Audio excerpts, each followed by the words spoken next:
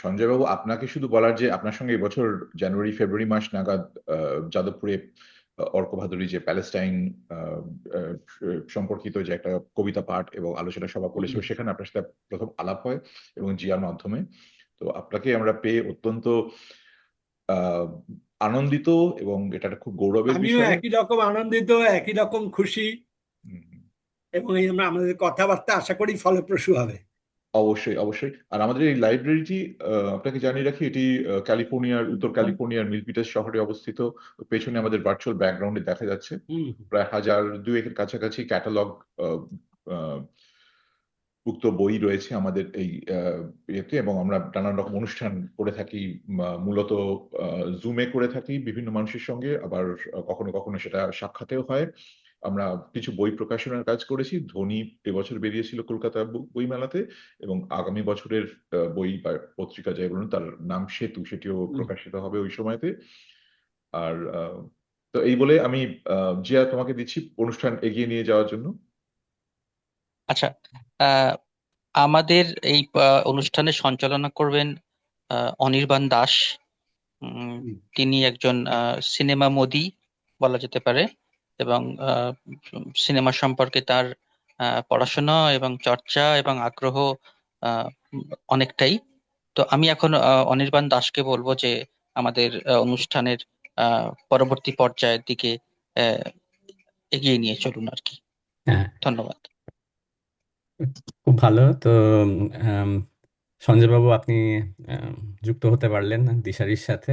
তো হুম। আমি একটু জাস্ট ফর্মালাইজ করার জন্য হুম। বলছি কটা কথা, তারপরে শুরু করা যাবে। এবং হুম। আমরা যেটা করি, আপনি ধরুন 35-40 মিনিট বললেন, তারপরে আমি 3টে মতো প্রশ্ন ফর্ম করে রেখেছি আমার। সেটা একটা কথোপকথন পর্যায়ে হতে পারে, এবং তারপরে আমরা ওপেন টু দ্য অডিয়েন্স করে দেব। তো হোপফুলি ওই রকম ধরুন 1 থেকে 1 ঘন্টা 15 মিনিটের কাছাকাছি সময়ের মধ্যে র্যাপ আপ করা যাবে আর কি। হুম। তো তো আজকের বিষয়ে সবাই মোটামুটি আমরা অবগত যে স্বাধীনতা উত্তর বাংলার 50 ও 60-এর দশক ছিল এক অসাধারণ পরিবর্তনের সময়। সমাজ বদলাচ্ছে, মানুষের চিন্তা ভাবনা হুম। বদলাচ্ছে, বলুন, এক মিনিট।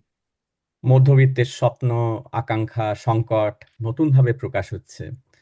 আর সেই প্রকাশেরই, পরিবর্তনেরই এক অনন্য প্রতিফলন আমরা দেখতে পাই বাংলা চলচ্চিত্রে। এই সময়ই আবির্ভাব ঘটে দুই মহাতারকার, উত্তম কুমার ও সৌমিত্র চট্টোপাধ্যায়। ঘটনাচক্রে উত্তম কুমারের মৃত্যুবার্ষিকী ছিল 24 তারিখ। একজন হয়ে উঠেছিলেন বাঙালির আবেগ, ভালোবাসা ও রোমান্টিক স্বপ্নের প্রতীক। অন্যজন প্রতিনিধিত্ব করেছেন এক নতুনতর, আধুনিক, বুদ্ধিদীপ্ত ও আত্মসন্ধানী বাঙালি সত্তাকে। তাদের উত্থান শুধু দুই মহান অভিনেতার সাফল্যের গল্প নয়, বরং তা এক সময়ের সমাজ, সংস্কৃতি ও মানুষের পরিবর্তিত চেতনার ইতিহাস। তো আজকে অধ্যাপক মুখোপাধ্যায়, তাকে পরিচয় করার মতো দুঃসাহস আমার নেই। তো উনি প্রখ্যাত চলচ্চিত্র বিশ্লেষক, লেখক, অনুবাদক, চলচ্চিত্র চিন্তার এক বিশিষ্ট নাম। আমরা সবাই ওনার বিভিন্ন টক, ওনার ক্লাসরুমে পড়তে না পারার অভিজ্ঞতা থাকলেও শুনেছি এবং ঋদ্ধ হয়েছি। তবুও আনুষ্ঠানিকতার জন্যেই বলি যে উনি যাদবপুর বিশ্ববিদ্যালয়ের চলচ্চিত্রবিদ্যার প্রাক্তন অধ্যাপক এবং রূপকলা কেন্দ্রের প্রাক্তন আধিকারিক ছিলেন। চলচ্চিত্রকে শুধু শিল্প হিসেবে নয়, বরং ইতিহাস, সমাজ ও সংস্কৃতির এক গুরুত্বপূর্ণ দলিল হিসেবে দেখার যে দৃষ্টিভঙ্গি, সেটা চলচ্চিত্রবিদ্যার শিক্ষার্থী না হয়েও উনি আমাদের মতো হাতুড়েদের আম, চিনতে শিখিয়েছেন, শিখতে শিখিয়েছেন। তো আজকের আলোচনায় অধ্যাপক মুখোপাধ্যায় উত্তম কুমার ও সৌমিত্র চট্টোপাধ্যায়ের কিছু স্মরণীয় চলচ্চিত্র চরিত্রের মধ্যে দিয়ে আমাদের নিয়ে যাবেন সেই সময়ের ইতিহাস, সমাজ, সংস্কৃতি এবং মানুষের ভাবনার জগতে। প্রফেসর মুখোপাধ্যায়, আপনাকে আন্তরিক স্বাগত জানাই। অনুরোধ করব আজকের আলোচনা শুরু করার জন্য। আপনাদের সবাইকে নমস্কার এবং প্রীতি ও শুভেচ্ছা জানাই। শুরুতে আমাদের যান্ত্রিক গোলযোগ বা বলা যায় আমার হাতুড়ে পনার জন্য কিছু দেরি হয়েছে, কিছু একটা হয়ে থাকবে, কিন্তু আমরা যে শুরু করতে পেরে পারছি, এটা আমাদের খুব ভালো লাগছে। এবং আপনাদের ক্ষেত্রে ভোরবেলা আপনারা উঠেছেন, তার জন্য আমি ক্ষমা প্রার্থী, আজকে একটু উঠতে হয়েছে। তো আমরা আলোচনা শুরু করি। আপনাদের আলোচনার বিষয়টা যেটা আপনি দিয়েছেন আমাদের, যে এই যে সৌমিত্র চট্টোপাধ্যায় এবং উত্তম কুমার, এটা আমার মনে হয় যে বাঙালি স্বভাবে একটা দ্বিত্ব আছে, বা এক ধরনের বাইনারি সৃষ্টি করা। ইস্ট বেঙ্গল, মোহনবাগান, সৌমিত্র, উত্তম, এর সঙ্গে সাযুজ্য রেখেই আমরা এই বিষয়ে কথা বলছি। এখন আপনারা শুনতে পাচ্ছেন তো, আমাকে দেখতেও পাচ্ছেন? হ্যাঁ হ্যাঁ হ্যাঁ, একদম একদম। আচ্ছা আচ্ছা, ধরুন আমাদের পক্ষে প্রথম জিজ্ঞাসার বিষয়, এরা যে বিরাট আকর্ষণ, এবং চলচ্চিত্রের ক্ষেত্রে, বাংলা চলচ্চিত্রের ক্ষেত্রে, অনেক সময় ভারতীয় চলচ্চিত্রের ক্ষেত্রেও তারকা, নক্ষত্র, এ বিষয়ে কোনো সন্দেহ নেই। কিন্তু আমাদের আলোচনা করতে হবে এদের ঐতিহাসিক পরিপ্রেক্ষিতটা কি, কেন হঠাৎ এরা স্টার হয়ে উঠলেন, নক্ষত্র হয়ে উঠলেন? শুধু কি ভালো অভিনয়ের জন্য? এটা একটা অন্যতম কারণ যে উত্তম কুমার এবং সৌমিত্র চট্টোপাধ্যায় দুজনেই ভালো, উত্তম অভিনেতা ছিলেন। ভালো শুধু না, অত্যন্ত ভালো অভিনেতা ছিলেন। কিন্তু দেখা যাবে যে ইতিহাস তাদের অনেকখানি সঙ্গদান করেছেন। এটা আমেরিকার ক্ষেত্রেও তাই, যে স্টার সিস্টেম, ধরুন মার্লন ব্র্যান্ডো কি রিচার্ড বার্টন কি অন্য স্টারদের ক্ষেত্রেও আপনি যদি দেখেন, তাহলে দেখবেন 1911 সালে হলিউড স্টার সিস্টেম শুরু করে, এবং স্টাররা শুধুমাত্র যে অভিনয় করেন ভালো তা নয়, they should have the ability to sell tickets. জনৈক মার্কিন সমালোচক বলেছিলেন যেদের নামে টিকিট ওঠে। যেমন উত্তম কুমার সত্যজিৎ রায়কৃত যে চলচ্চিত্র নায়ক, সেখানে নায়ক হিসেবে বলছিলেন যে একটা ছবি কেমন চলছে তা জিজ্ঞেস করে, যখন তার বন্ধু বলে যে মাসের শেষ সপ্তাহ ভাইয়া একটু অপেক্ষা করো, আর ছবি আজকাল চলবে কিনা বলা যায়, তখন ছবি চলবেটা কেন বলতো? তখন উত্তম বলেছিলেন, মানে ওই ছবি নায়ক, যে আমি আছি এটাই কি যথেষ্ট নয়? এই যে আমি আছি, এই যে মেরিলিন মনরো আছেন, এলিজাবেথ টেইলর আছেন, এটাই কি যথেষ্ট নয়? এখন আমরা উত্তম কুমারকে দিয়ে শুরু করি। উত্তম কুমার কিন্তু সেই অর্থে যদি দেখেন, তাহলে বাংলা সিনেমা এসেছিলেন নির্বাক যুগের দুর্গাদাস বন্দ্যোপাধ্যায়, বা সারা ভারতের সবচেয়ে খ্যাতিমান অভিনেতা প্রিন্স বড়ুয়া, প্রমথেশ বড়ুয়ার পরে। বস্তুত 1951 সালে প্রিন্স বড়ুয়া চলে গেলেন, এবং 1952 সালে উত্তম কুমারের প্রথম জনপ্রিয় ছবি তৈরি হলো। এই যে তৈরি হলো বসু পরিবার, নির্মল দে পরিচালিত, এটা বিশেষ গুরুত্বপূর্ণ। একটা জিনিস ভেবে দেখবেন যে উত্তম কুমার কিন্তু তার আগের নায়কদের মতন, বা তার পরেও উত্তম কুমারের সঙ্গে যারা অভিনয় করেছেন, যারা সমকালীন নায়ক, ধরুন সৌমিত্র চট্টোপাধ্যায়, ধরুন অনিল চট্টোপাধ্যায়, ধরুন বসন্ত চৌধুরী, এদের মতন এত আক্ষরিক অর্থে বাঙালিরা যাকে সৌন্দর্য বলে সেই সুন্দর নন। তা তিনি খুব আকর্ষণীয় মুখ, কিন্তু মোটামুটি নাকটা চ্যাপ্টা, মুখে অনেক দাগ আছে, এবং সৌমিত্রের তুলনায় বা অগ্রজ প্রিন্স বড়ুয়ার তুলনায় তিনি তেমন কিছু দেখতে নন। এবং তার প্রথম কয়েকটা ছবি ব্যর্থ হয়েছিল, অরুণ কুমার বা অরূপ কুমার নামে তিনি যেগুলোতে অভিনয় করেছিলেন। উত্তম কুমার নামে বসু পরিবার সফল হলো, 1952 সালে হলো। আমি আমার শ্রোতা বন্ধুদের অনুরোধ করবো যে 1952 সাল জায়গাটার দিকে তাকাতে। 1952 সাল গুরুত্বপূর্ণ কেন? গুরুত্বপূর্ণ অনেকগুলো কারণে। তার মধ্যে প্রথম কারণ হচ্ছে, সেই প্রথম স্বাধীন ভারতবর্ষ সর্বজনীন ভোটাধিকার প্রয়োগ করলো। এই সর্বজনীন ভোটাধিকার প্রয়োগ করার সঙ্গে সঙ্গে এক ধরনের নাগরিকত্বের জন্ম হচ্ছে, এ কাইন্ড অফ সিটিজেনশিপ। এবং এই সিটিজেনশিপ একটা সামন্ততান্ত্রিক দেশের ক্ষেত্রে খুব গুরুত্বপূর্ণ। তার কারণ ওই প্রথম আমরা বুঝতে পারলাম যে প্রধানমন্ত্রী এবং আমাদের মধ্যে কোনো তফাৎ নেই সর্বজনীন ভোটাধিকারের ভিত্তিতে, এবং আমরা আমাদের শাসনতন্ত্রকে নিয়ন্ত্রণ করব। এটা তো ভারতবর্ষের ছিল না, বস্তুত প্রাচ্য দিগন্তেই খুব কম ছিল। এর সঙ্গে উত্তম কুমারের যোগাযোগ কি? উত্তম কুমারের যোগাযোগ হচ্ছে, উত্তম কুমার কিন্তু প্রথম একজন সাধারণ দেখতে নায়ক, জাস্ট লাইক এ কমনার। তিনি এলেন এবং তিনি পরপর ধরুন যে ছবিগুলো করছেন, বসু পরিবার পার্শ্ব চরিত্র হিসেবে, অগ্নি পরীক্ষা এবং 74, এই যে ছবিগুলো করলেন, তাতে আমি বলবো যে তাকে যদি আপনি ভালো করে দেখেন, তিনি কিন্তু সেই অর্থে আমরা নায়ক বলতে যাদের বুঝি বা বুঝলাম তা নন। তিনি he assures the passage from awe to charm. By awe I mean AWE, awe. আমরা আগে যে যাদের দেখতাম তাদের দেখে আমরা অভিভূত হয়ে পড়তাম, আর উত্তম কুমারকে দেখে আমরা নেক্সট ডোর নেইবার, পাশের বাড়ির ছেলে মনে হলো। কিরকম আমি একটা উদাহরণ দিই, যেমন ধরুন আপনি 74.5 দেখছেন, এই কাইন্ড অফ সিক্রেসি। 74.5টা মোগল আমলে এক্সট্রিমলি কনফিডেন্সিয়াল লেটার যাকে বলা হয়, তার উপরে 74.5 লেখা হতো তখনকার দিনের রেওয়াজ অনুযায়ী। এই এক্সট্রিমলি কনফিডেন্সিয়াল কি? একটা সদ্য স্বাধীন ফিউডালিজম থেকে ক্যাপিটালিজমে যাচ্ছে, সামন্ততন্ত্র থেকে পুঁজিবাদের দিকে যাচ্ছে এমন একটা দেশে এক্সট্রিমলি কনফিডেন্সিয়াল কি? কাপল ফরমেশন। একটি পুরুষ এবং একটি নারী নিজেদের মধ্যে একটা নিভৃত স্পেস খুঁজে পাচ্ছে, এটা অচিন্তনীয় ছিল আগে। যে জন্য বঙ্কিমচন্দ্র চট্টোপাধ্যায় এবার বলেছিলেন যে আমাদের দেশে কোর্টশিপ সম্ভব না, এত ছোটবেলায় মেয়েদের বিয়ে হয় যে একটি পুরুষ ও নারীর প্রণয় সেটা সম্ভব নয় সামন্ততন্ত্রে এবং ওই পারিবারিক যৌথ জীবনযাপনের মধ্যে। এই যে উত্তম কুমার এবং সুচিত্রা সেন প্রণয়ের মধ্যে যাচ্ছেন, এর মধ্যে কিছু গোপনীয়তা আছে, কারণ এটা একটা অবসকিউর অবজেক্ট অফ ডিজায়ার তখন আমাদের পক্ষে। আমরা আমাদের বাসনা আছে কিন্তু আমরা বাস্তবে দেখতে পাচ্ছি না।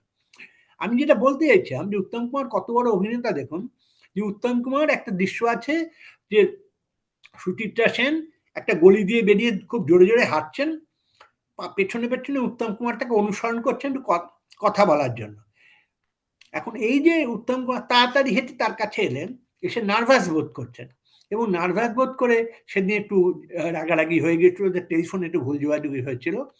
এই বলতে বলতে তিনি নিজের সাহস সঞ্চয় করার জন্য পাশের বাড়ির ঝুলে পড়া লতাটা থেকে একটা পাতা কেটে নিয়ে হাতে এরম ডলতে শুরু করলেন। এই যে হাত ডলতে ডলতে প্রেমিকার সঙ্গে কথা বলা, এরকম divine unsmartness we never saw in film. সাধারণত নায়করা স্মার্ট হয়, এই ক্ষেত্রে উত্তম ডেলিভারেটলি এক ধরনের আনস্মার্টনেসকে ফোরগ্রাউন্ড করছেন, সামনে নিয়ে আসছেন। অর্থাৎ আমরা সকলেই বুঝলাম, আমরা যেমন আমাদের প্রিয় নায়িকাকে নার্ভাস হই, কথা বলতে পাই না, অনেক সময় ঠিক শব্দ খুঁজে পাই না, এরকম হচ্ছে, সেই জিনিসটাকে উত্তমে একবারে আনলেন। তার ভূমিকা কিন্তু এলাম দেখলাম জয় করলাম না, তিনি বরং অত্যন্ত সাধারণ মানুষ হিসেবে raised to the power of innate potential, এবং he could win over Sudhitra Sen. And everywhere you saw him in the 50s, he represented a kind of commoner. তিনি যখন বড়লোকের ছেলের ভূমিকায় অভিনয় করেছেন, বিলেত ছেলে ডাক্তার হিসেবে প্রেম করছেন, তার ভূমিকাটা হচ্ছে সাধারণ লোকের মতন। অর্থাৎ আমরা কোথাও তার সঙ্গে আইডেন্টিফাই করতে পারছিলাম। এবং আর একটা কারণে আমরা তাকে নায়ক ভেবেছিলাম, যে দেখবেন নায়ক কখন আসে, বাই নায়ক আই মিন হিরো, স্টার, যখন সোশ্যাল সিস্টেমটাই আনসার্টেন, অ্যাম্বিগুয়াস। আপনি বলতে পারেন 50s-এ আপনার ভারতবর্ষের কি আনসার্টেনিটি, স্বাধীন হয়ে গেছে, হ্যাঁ হয়েছে, কিন্তু particularly with reference to Bengal, আমাদের বাংলার ক্ষেত্রে বলবো যে দুটো বড় প্রবলেম, একটা আপনার জানেন ডিভিশন অফ বেঙ্গল, পার্টিশন হয়ে গেল, বিচ্ছেদ বেদনা, অর্থাৎ এত উদ্বাস্তু হঠাৎ পূর্ববঙ্গ থেকে পশ্চিমবঙ্গে চলে এলো, এই আমরাই ধরুন এলাম, এবং এসে আমরা বসতি স্থাপন করছি, এক্সট্রিমলি পপুলেটেড, প্রবলেম, আনএমপ্লয়মেন্ট, আমাদের রুটলেসনেস, এসব তো আছেই, প্লাস ইন্ডাস্ট্রিয়াল একটা ডিজাস্টার হলো, যেমন পাটকলের ক্ষেত্রেই আমাদের পাট ইন্ডাস্ট্রিটা পুরোপুরি ওয়েস্ট বেঙ্গলে, কিন্তু প্রোডাকশন মানে ক্রপটা হয় পূর্ববঙ্গে। এইসব যে ডিজাস্টার হলো তা তো হলোই, এবং তার সঙ্গে আমাদের মুশকিল হচ্ছে ন্যাশনাল লেভেলে রিপ্রেজেন্ট করার মতন, উপস্থিত করার মতন আমাদের কোনো নেতা নেই। অর্থাৎ আমাদের যে বড় বড় রাজনৈতিক নেতারা, তারা হয় মৃত নয়তো উধাও, যেমন সুভাষ বসু নেই, ফলে ন্যাশনাল লেভেলে আমরা উইক, অ্যান্টি ইনফিরিয়রিটি কমপ্লেক্সে সাফার করছি, যে হু রিপ্রেজেন্ট আস ইন দিল্লি। এই যে অবস্থা, তখন এক ধরনের আনসার্টেনিটি হয় জাতির মধ্যে, বিশেষত মধ্যবিত্তদের মধ্যে, এবং এই যে কি হবে আমাদের, কি ভবিষ্যৎ, এর মধ্যে পলিটিক্যাল লিডাররা যদি ততটা উপযুক্ত না হন উত্তর দেওয়ার, তেমন ক্যারিজমা তাদের নাম থাকে। এখানে ক্যারিজমা শব্দটা আমি আনছি এই কারণে, যেটা ম্যাক্স ওয়েবার এনেছিলেন, যে এই সোশ্যাল আনসার্টেনিটি, এই সোশ্যাল অ্যাম্বিগুইটি এই ক্যারিজমা প্রডিউস করে। এবং উত্তম কুমার সেই charismatic figure, he can answer every question to its ultimate satisfaction. Uttam কুমারকে দেখে মনে হয় যে তিনি আমাদের এক ধরনের মুশকিল আসান, তিনি সমস্ত সমস্যার সমাধান করতে পারেন সিনেমায়। এটা এই কারণেও পারেন যে রাজনৈতিক নেতা বা সমাজতাত্ত্বিকদের পক্ষে প্রত্যেকটা সময় সফল হওয়া সম্ভব না। নির্বাচনে আজ যিনি সফল, কালকে তিনি পিছিয়ে যেতে পারেন, কিন্তু সিনেমার নায়ক সবসময় সফল হবেন। এই যে উত্তম কুমার এলেন এবং এসে তার পুরো 50 দশক তিনি একটা মেলোড্রামাটিক সিচুয়েশনে প্রেমকে সফল করে তুলবেন।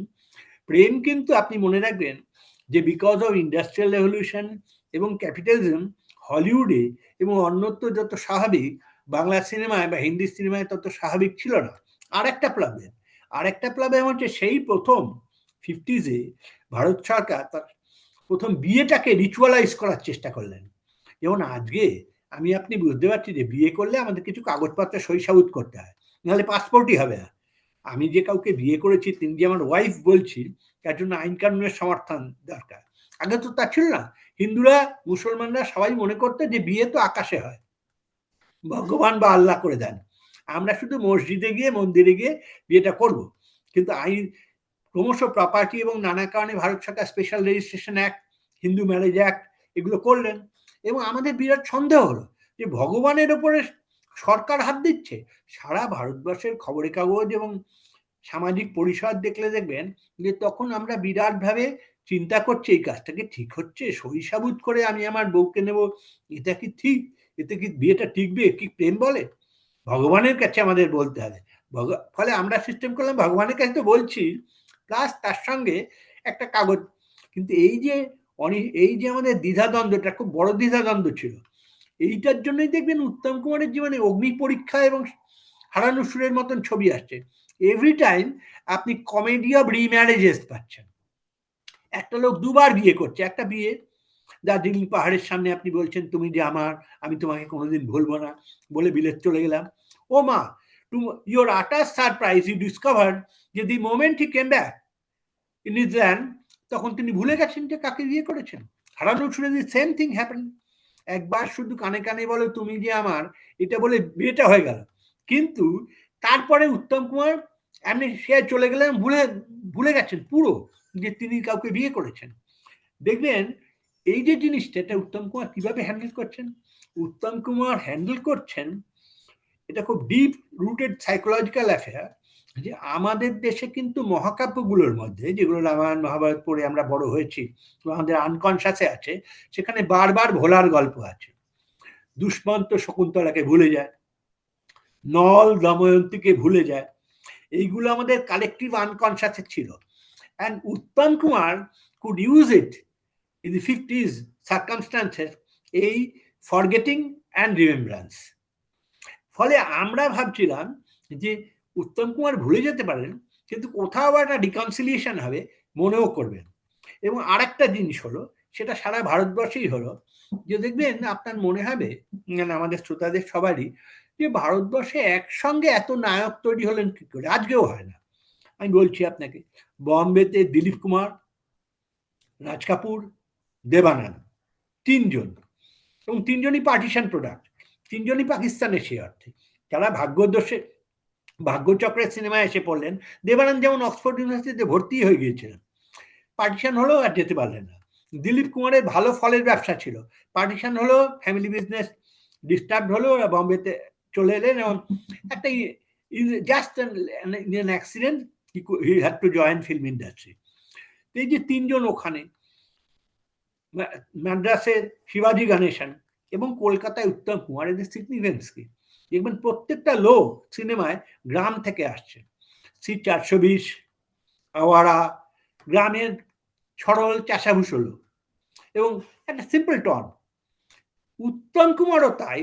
উত্তম কুমারের সাপমোচন আমি একটু গুরুত্ব দিয়ে বলবো, যদি সোশিওলজিক্যালি দেখেন, 1950 তো খুব গুরুত্বপূর্ণ সময় আমাদের সিনেমায়।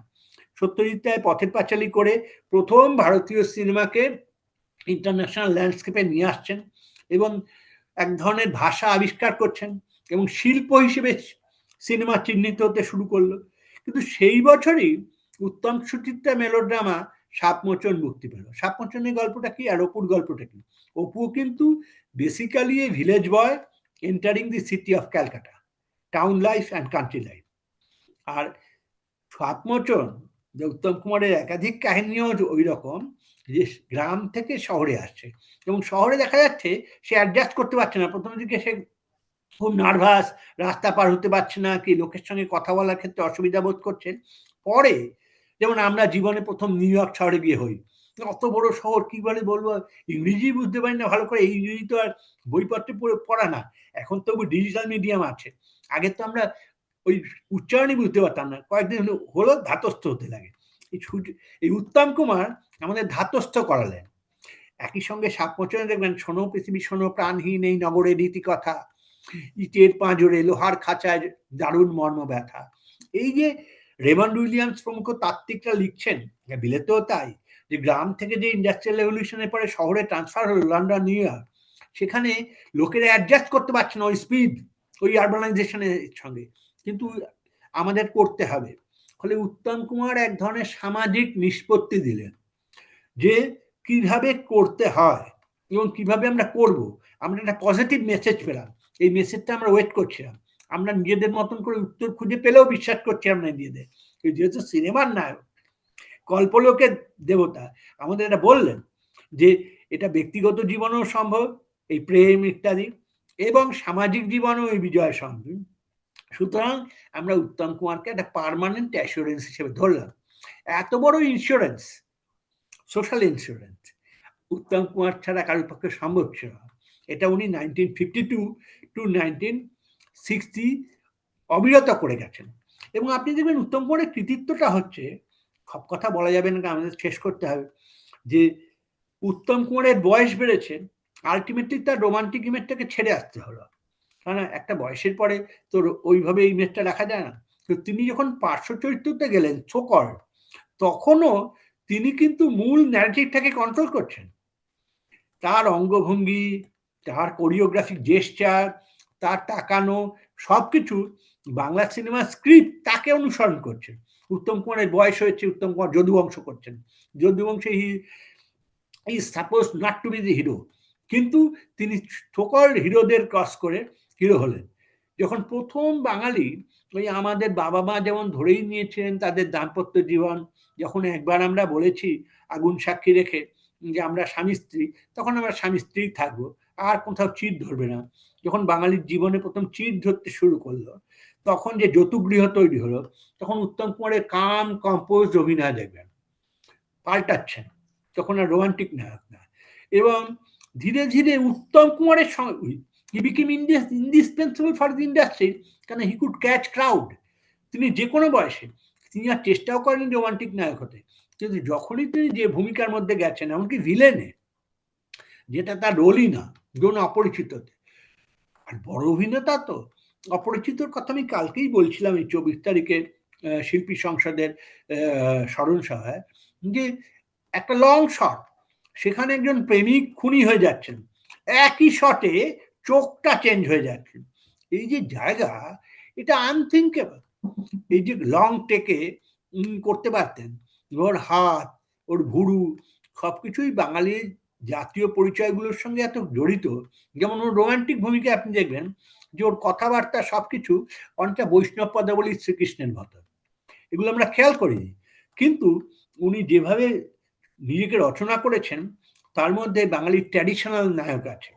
যেমন উনি হি ওয়াজ দ্য ফার্স্ট পার্সন, এই বলে আমি সৌমিত্রদার প্রসঙ্গে যাচ্ছি, ইনসিডেন্টালি আপনাদের বলি, উত্তম কুমারের সঙ্গে আমার কোনো পরিচয় ছিল না, আমি তার ভক্ত ছিলাম। সৌমিত্রদার সঙ্গে আমার গভীর পরিচয়, এবং তার সঙ্গে অনেক ব্যক্তিগত কথা হয়েছে উত্তম কুমারকে নিয়ে, তার নিজের অভিনয় নিয়ে, সেগুলো সুযোগ পেলে বলার চেষ্টা করব। তিনি আমাকে স্নেহ করতেন। তো যাই হোক, এখন এই যে ধরুন সিনেমা এবং থিয়েটার, এই দুটো মাধ্যমের মধ্যে উত্তম কুমার প্রথম বাঙালি অভিনেতা যিনি এটাকে বুঝতে পারতেন দুটো মিডিয়াম আলাদা, এবং দুটো মিডিয়ামকে how to handle then properly. কেন বলছি, ধরুন শিশির কুমার ভাদুড়ী অত বড় নাট্য প্রতিভা, ধরুন শম্ভু মিত্র অত বড় নাট্য প্রতিভা, কিন্তু when they came to the world of, to the domain of cinema, কি হলো? শম্ভু মিত্র আটার ফেইলার। ভাবা যায় না, আনথিঙ্কেবল। আপনি আপনি ইউটিউবে বউ ঠাকুরানীর হাট ইত্যাদি দেখুন, আপনার মনে হবে যে সত্যি ইনি রক্তকরবী করেছিলেন, ইনি এইসব এইসব দশচক্র করেছিলেন, কি কি করছে তো বুঝতেই পারছে না। শিশির ভাদুড়ী তিনি ভয়াবহ অভিনয় করেছেন, অর্থাৎ নাটকে তিনি এত দূর বড় হয়েছিলেন যে স্বয়ং রবীন্দ্রনাথ তাকে তোয়াজ করেছেন যে যাতে রবীন্দ্র নাটকগুলো শিশির ভাদুড়ী করে দেন। সুতরাং আমরা বলতে পারবো না যে শিশির ভাদুড়ী অভিনয় জানতেন না, আমরা বলতে পারবো না যে শম্ভু মিত্র অভিনয় জানতেন না। সুতরাং সিনেমায় কেন ফেল করলেন? দেখুন, খুব ছোট কারণ আছে। সৌমিত্রদাই বলতেন যে দেখো, আমি তো নাটকও করি আর সিনেমাও করি, দুটো এন্টারলি আলাদা মিডিয়া। যেমন নাটক করার সময় আমাকে খেয়াল রাখতে হয় যে যখন আমি স্টেজে, তখন শুধু ফ্রন্ট রো না, একেবারে শেষে যে লোকটা বসে আছে তার কাছেও আমার ভয়েস যেন পৌঁছয়। ফলে আমাকে একটু অ্যাভারেজ ভয়েসে কথা বলতে হয়, একটু এক্সাজারেট করতে হয়। যেমন আমি চোখ ছোট করলাম, ফ্রন্টের লোক বুঝতে পারবে যে চোখটা ছোট করেছি, কিন্তু ব্যাক স্টেজে একেবারে পেছনের লোক কি করে বুঝতে হবে? ফলে একটা এক্সেস থাকে, এক্সেসিভলি অবভিয়াস তোমাকে হতে হবে থিয়েটারে, কিন্তু সিনেমায় সেটা দরকার নেই। এটা প্রথম বোঝেন উত্তম কুমার। উত্তম কুমার দেখবেন শ্যামলীতে অসম্ভব সাকসেসফুল অভিনয় করছেন সাবিত্রী চট্টোপাধ্যায়ের সঙ্গে থিয়েটার। সেই উত্তম কুমারই বসু পরিবার, ৭৪ ইত্যাদিতে অনেক সব ভয়েসে কথা বলছেন। কিরকম? যেমন নায়ক সত্যজিৎ রায় যে ওর জীবন নিয়েই নায়ক করেছিলেন, এখানে একটা জায়গা আছে যে একজন সিনিয়র অভিনেতা উত্তম কুমারকে বলছেন যে কি এত মিনমিন করছো কেন, গলা জোরে ওঠে না? অর্থাৎ দেবী চৌধুরানীতে যিনি ব্রজেশ্বর, তার ভূমিকায় উত্তম, আর ব্রজেশ্বরের বাবা সিনিয়র অভিনেতা, জোরে কথা বলছো না কেন? এখন এরা জোরে কথা বলে অভ্যস্ত, কেন জানে না যে সিনেমায় কিন্তু ফিস আওয়াজ করলেও সেটা একই রকম ভাবে ছড়িয়ে পড়বে। সিনেমায় আপনার ভয়েস মডুলেশন এন্টায়ারলি আলাদা, আর থিয়েটারে ভয়েস মডুলেশন এন্টায়ারলি আলাদা। উত্তম কুমার প্রথম বোঝেন যে কত নিচু স্বরে কথা বলা যায় এবং উঁচু হলে কতটুকু উঁচু হলে জিনিসটা একদম লোকের মনে হবে না যে চেঁচামেচি করছে কি যাত্রা করছে। এত কন্ট্রোলড ওয়েতে ওর ডায়ালগ ন্যারেশন, এবং যেভাবে লিপ দিতেন, নিজে গায়ক ছিলেন বলে যখন হেমন্ত মুখোপাধ্যায় এবং পরে মান্না থেকে নিয়েছেন, তখন দেখবেন উনি যেহেতু 19-20 বার প্র্যাকটিস করে লিপটা দিতেন, ফলে ও মনে হতো এটা হেমন্ত না, উত্তম কুমারই গাইছেন। এবং ওর আরো বিচিত্র হচ্ছে যে উনি কতগুলো সময়, এটা আমি কি বলবো, এটা জ্বর অনুয়া সম্বন্ধে আন্দ্রে বাজা বলেছিলেন যে কোনো কোনো সময় উনি ক্যারেক্টার হিসেবে এত স্বাধীনতা নেন, উনি স্ক্রিপ্টের বাইরে চলে যাচ্ছেন, এক ধরনের পার্সোনাল অ্যাড্রেস, মানে আমি যেমন আপনার সঙ্গে কথা বলছি সেই রকম কথা বলছেন, উনি ভুলে গেছেন যে অডিয়েন্স আছে। মানে সোজা কথায় ধরুন জল রং, ওয়াটার কালার একটা ছবি আঁকছি, সেটাকে আঁকা কিন্তু একদিক দিয়ে সোজা, কারণ মোটামুটি ফ্রেমের ভেতরে আপনি রাখতে পারবেন। স্কেচ করছেন, পেন্সিল স্কেচ ফ্রেমের ভেতরে, কিন্তু অয়েলে হয় কি কিন্তু উপচে পড়ে, স্পিল ওভার আছে। উত্তম কুমারের চরিত্রে স্পিল ওভার আছে, এই স্পিল ওভার গুলি থেকে টানতো। ফলে উত্তম কুমারের যে হাসি, বাঙালি এত বিখ্যাত হাসি, এই হাসিগুলো কিন্তু সব স্পিল ওভার। উত্তম কুমার যখন ভিলেনের ভূমিকায় অভিনয় করতেন, ধরুন অপরিচিত, ধরুন শেষ অঙ্ক, ধরুন স্ত্রী, তখনও যে বাঙালি থেকে সহ্য করেছে তার কারণ উত্তম কুমার কুড প্রুভ যে আমি জাহান্নামের আগুনে বসিয়ে হাসি পুষ্পের হাসি।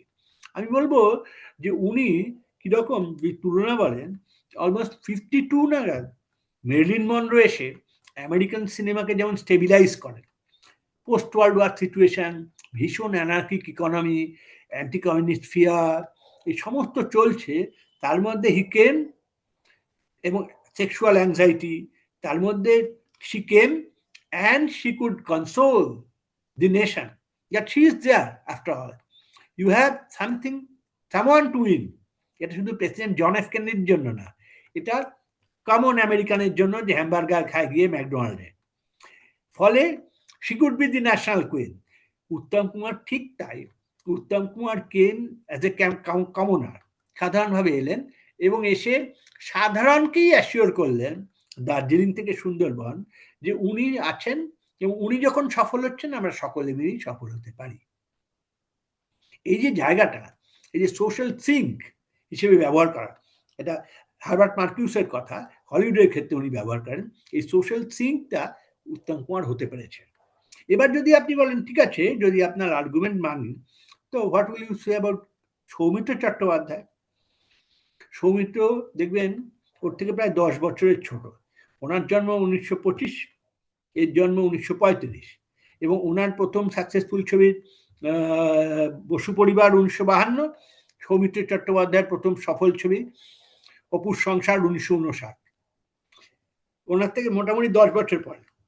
এখন এই যে 10 বছরের কি হলো, যদি বলেন 2 লাইনে বাংলার হিস্ট্রি, যে মোটামুটি ভাবে রেফিউজিরা যারা নিজেদের একেবারে অকওয়ার্ড একটা জায়গায় দেখেছিল, তারা মোটামুটি দে কুড সেটেল ডাউন।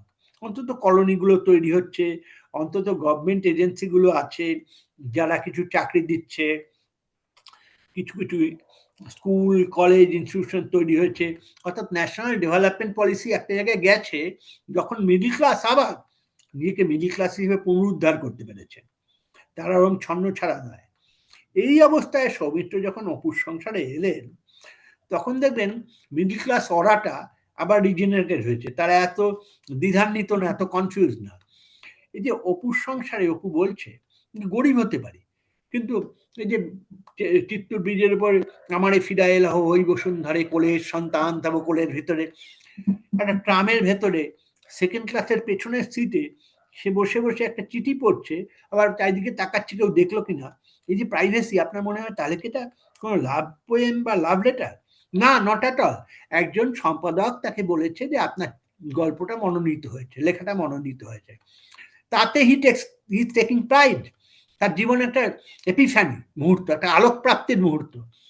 এই যে একজন লোক লেখে এবং তার যে পাওনা, এই পাওনার জায়গাটা সৌমিত্র চট্টোপাধ্যায় এত বলেন, এবং সৌমিত্রর ব্যক্তিগত রূপ এত সুন্দর যে সৌমিত্র আসার সঙ্গে সঙ্গে আমরা বুঝতে পারি যে এবার আমাদের মোমেন্ট অফ হ্যাপিনেস আসছে। এবং এই হ্যাপিনেসটা ঠিক রাস্তার হ্যাপিনেস না, এটা হচ্ছে আমরা একদিন ছিলাম যখন আমরা বাড়িতে বসে রবীন্দ্রনাথের গলাকা পড়তাম, কি ধরুন জীবনানন্দ দাশের কবিতা পড়তাম, আমরা আবার সেই মোমেন্টটা পেয়েছি। এবং সৌমিত্র আইডিয়ালি জায়গাটা বললেন, যেমন ধরুন একটা জিনিস বলি আপনাকে, এই ইউটিউবে দেখেই নিতে পারেন, এই জন্যই বলছি যে বিখ্যাত জায়গাগুলো। যেমন বিয়ের পরে অপু আর অপর্ণা, অর্থাৎ সৌমিত্র এবং শর্মিলা, তারা সিনেমা দেখতে গেছে। কি সিনেমা দেখছে? খুব আর্লি বাংলা সিনেমা, ভক্ত ধ্রুব। এটা ইনসিডেন্টলি সত্যজিৎ রায় নিজে যখন শান্তিনিকেতনে পড়তেন উনি একবার গিয়েছিলেন এবং ন্যাচারালি ফ্রাস্ট্রেটেড হয়েছিলেন। কিন্তু এই ভক্ত ধ্রুবতে দেখার বিষয় যে আকাশ থেকে দেবতারা বজ্র হানছেন যাতে ধ্রুব মারা যায়, ধ্রুব যাচ্ছে না। শর্মিলা ঠাকুর মানে অপর্ণা চোখ বড় বড় করে গ্রামের মেয়ে হিসেবে দেখছে ওই স্পেকটাকল এবং দেখে মুগ্ধ হচ্ছে। আর অপু শহরের শিক্ষিত ছেলে, সে বউয়ের দিকে একটু করুণার দৃষ্টিপাত, যে অবোধ নারী, এইসব দেখে মুগ্ধ হচ্ছে। এবং একটা অসামান্য ডিজলভ মানে একটা ফেড আউটের মধ্যে একটা ফেড ইন, ছবিটাকে কাটা হচ্ছে না। এই যে ফেড ইন করে আপনার একটা এক্কা গাড়ির মধ্যে চলে গেলেন এবং সৌমিত্র একটা দেশলাই কাঠি জেলে অপর্ণার মুখটা দেখছে, নিওরিয়ালিস্ট লাইটিং, এবং প্রথম হিস্টোরিক্যালি যে মোমেন্ট অফ কাপল ফরমেশন, আমরা একটা যৌথ জীবনে বেঁচেছিলাম, সৌমিত্রও তাই। ওই যে টালা ব্রিজের তলা একটা বাড়ি, যেখানে সমস্ত বাড়িটাই উৎসাহ নেয় ওদের ব্যাপারে, মানে কে কি করছে সবাই জানে, ফিউডাল লাইফে তো কোনো প্রাইভেসি নেই। এই যে প্রথম একটি যুবক এবং একটি যুবতী এক্কা গাড়ির বিলাসিতার মধ্যে দুজনে দুজনকে খুঁজে পায়, এই মুহূর্তটা সৌমিত্র যেভাবে দেখান, তাতে আমরা বুঝি যে he is a marked with a difference. এতদিন অবধি যারা আমরা হিরোদের দেখেছি তারা নানা রকম কাজ করেছেন, কিন্তু অলিক পরিসরে এই প্রথম আমরা দেখলাম এবং আমরা অ্যাসিওর্ড হলাম এক ধরনের নতুন মানবতাবাদে, যে আমরা গরিব হতে পারি, আমরা নিঃস্ব হতে পারি, আমরা কেরানি হতে পারি, কিন্তু আমরা প্রেমিকও হতে পারি এবং আমরা সুন্দরকে আবিষ্কারও করতে পারি। এই যে সৌমিত্র জায়গাটা, প্রত্যেকটা জায়গায় তাই, কিন্তু সৌমিত্র কিন্তু এক ধরনের অ্যারিস্টোক্রেটিক প্রেজেন্স অ্যাসিওর করছেন। যেমন তিন কন্যা, ধরুন সৌমিত্র চট্টোপাধ্যায়ের কৃতিত্ব হচ্ছে তাকে মারি সিটন এক সময় বলেছিলেন সত্যজিতের ওয়ান ম্যান স্টক কোম্পানি, এবং 14টা ছবিতে অভিনয় করেছেন, ফাটিয়ে দিয়েছেন, আন্তর্জাতিক খ্যাতি হয়েছে, লেজিও d'Honneur হয়েছেন, পদ্মভূষণ হয়েছেন, সবই হয়তো সত্যজিৎ রায়। কিন্তু তাছাড়া আমি আপনাকে বলবো সত্যজিৎ রায় ছাড়া যে ছবিগুলো কিরকম, আপনি বলেন কোন ছবি বলছেন, আপনি দেখবেন সুচিত্রা সেনকে নায়িকা করে 3টে ছবি হয়েছে। আমার ধারণা সুচিত্রা সেনের সেই 3টে ছবি সবচেয়ে ভালো। একটা 1957 হারানো সুর, একটা 1961 সপ্তপদী, এই দুটো উত্তম কুমারের সঙ্গে, আর আরেকটা হচ্ছে থার্ডটা হচ্ছে এই এই যে সাত পাকে বাঁধা সৌমিত্র চট্টোপাধ্যায়ের সঙ্গে। সাত পাকে বাঁধাতে যদি আপনি সৌমিত্রকে দেখেন, সৌমিত্র তত যে কর্তৃত্বপরায়ণ, অথরিটেরিয়ান তা না, তিনি স্ত্রীকে নিয়ন্ত্রণ করতে পারেন না। স্ত্রী ওই বাপের বাড়ির তথাকথিত সকল কুপরামর্শে এক ধরনের ভুল বোঝাবুঝি তৈরি হয়, এবং তৈরি হওয়ার পরে কিন্তু সৌমিত্র নিজের আত্মসম্মান রাখতে পারেন। সৌমিত্র যে স্ত্রীকে বিদায় জানান, মানে না বলে, কিছু না বলে, সৌমিত্রের পুরো প্রেজেন্সটাই দেখবেন সুচিত্রা সেনের পাশে।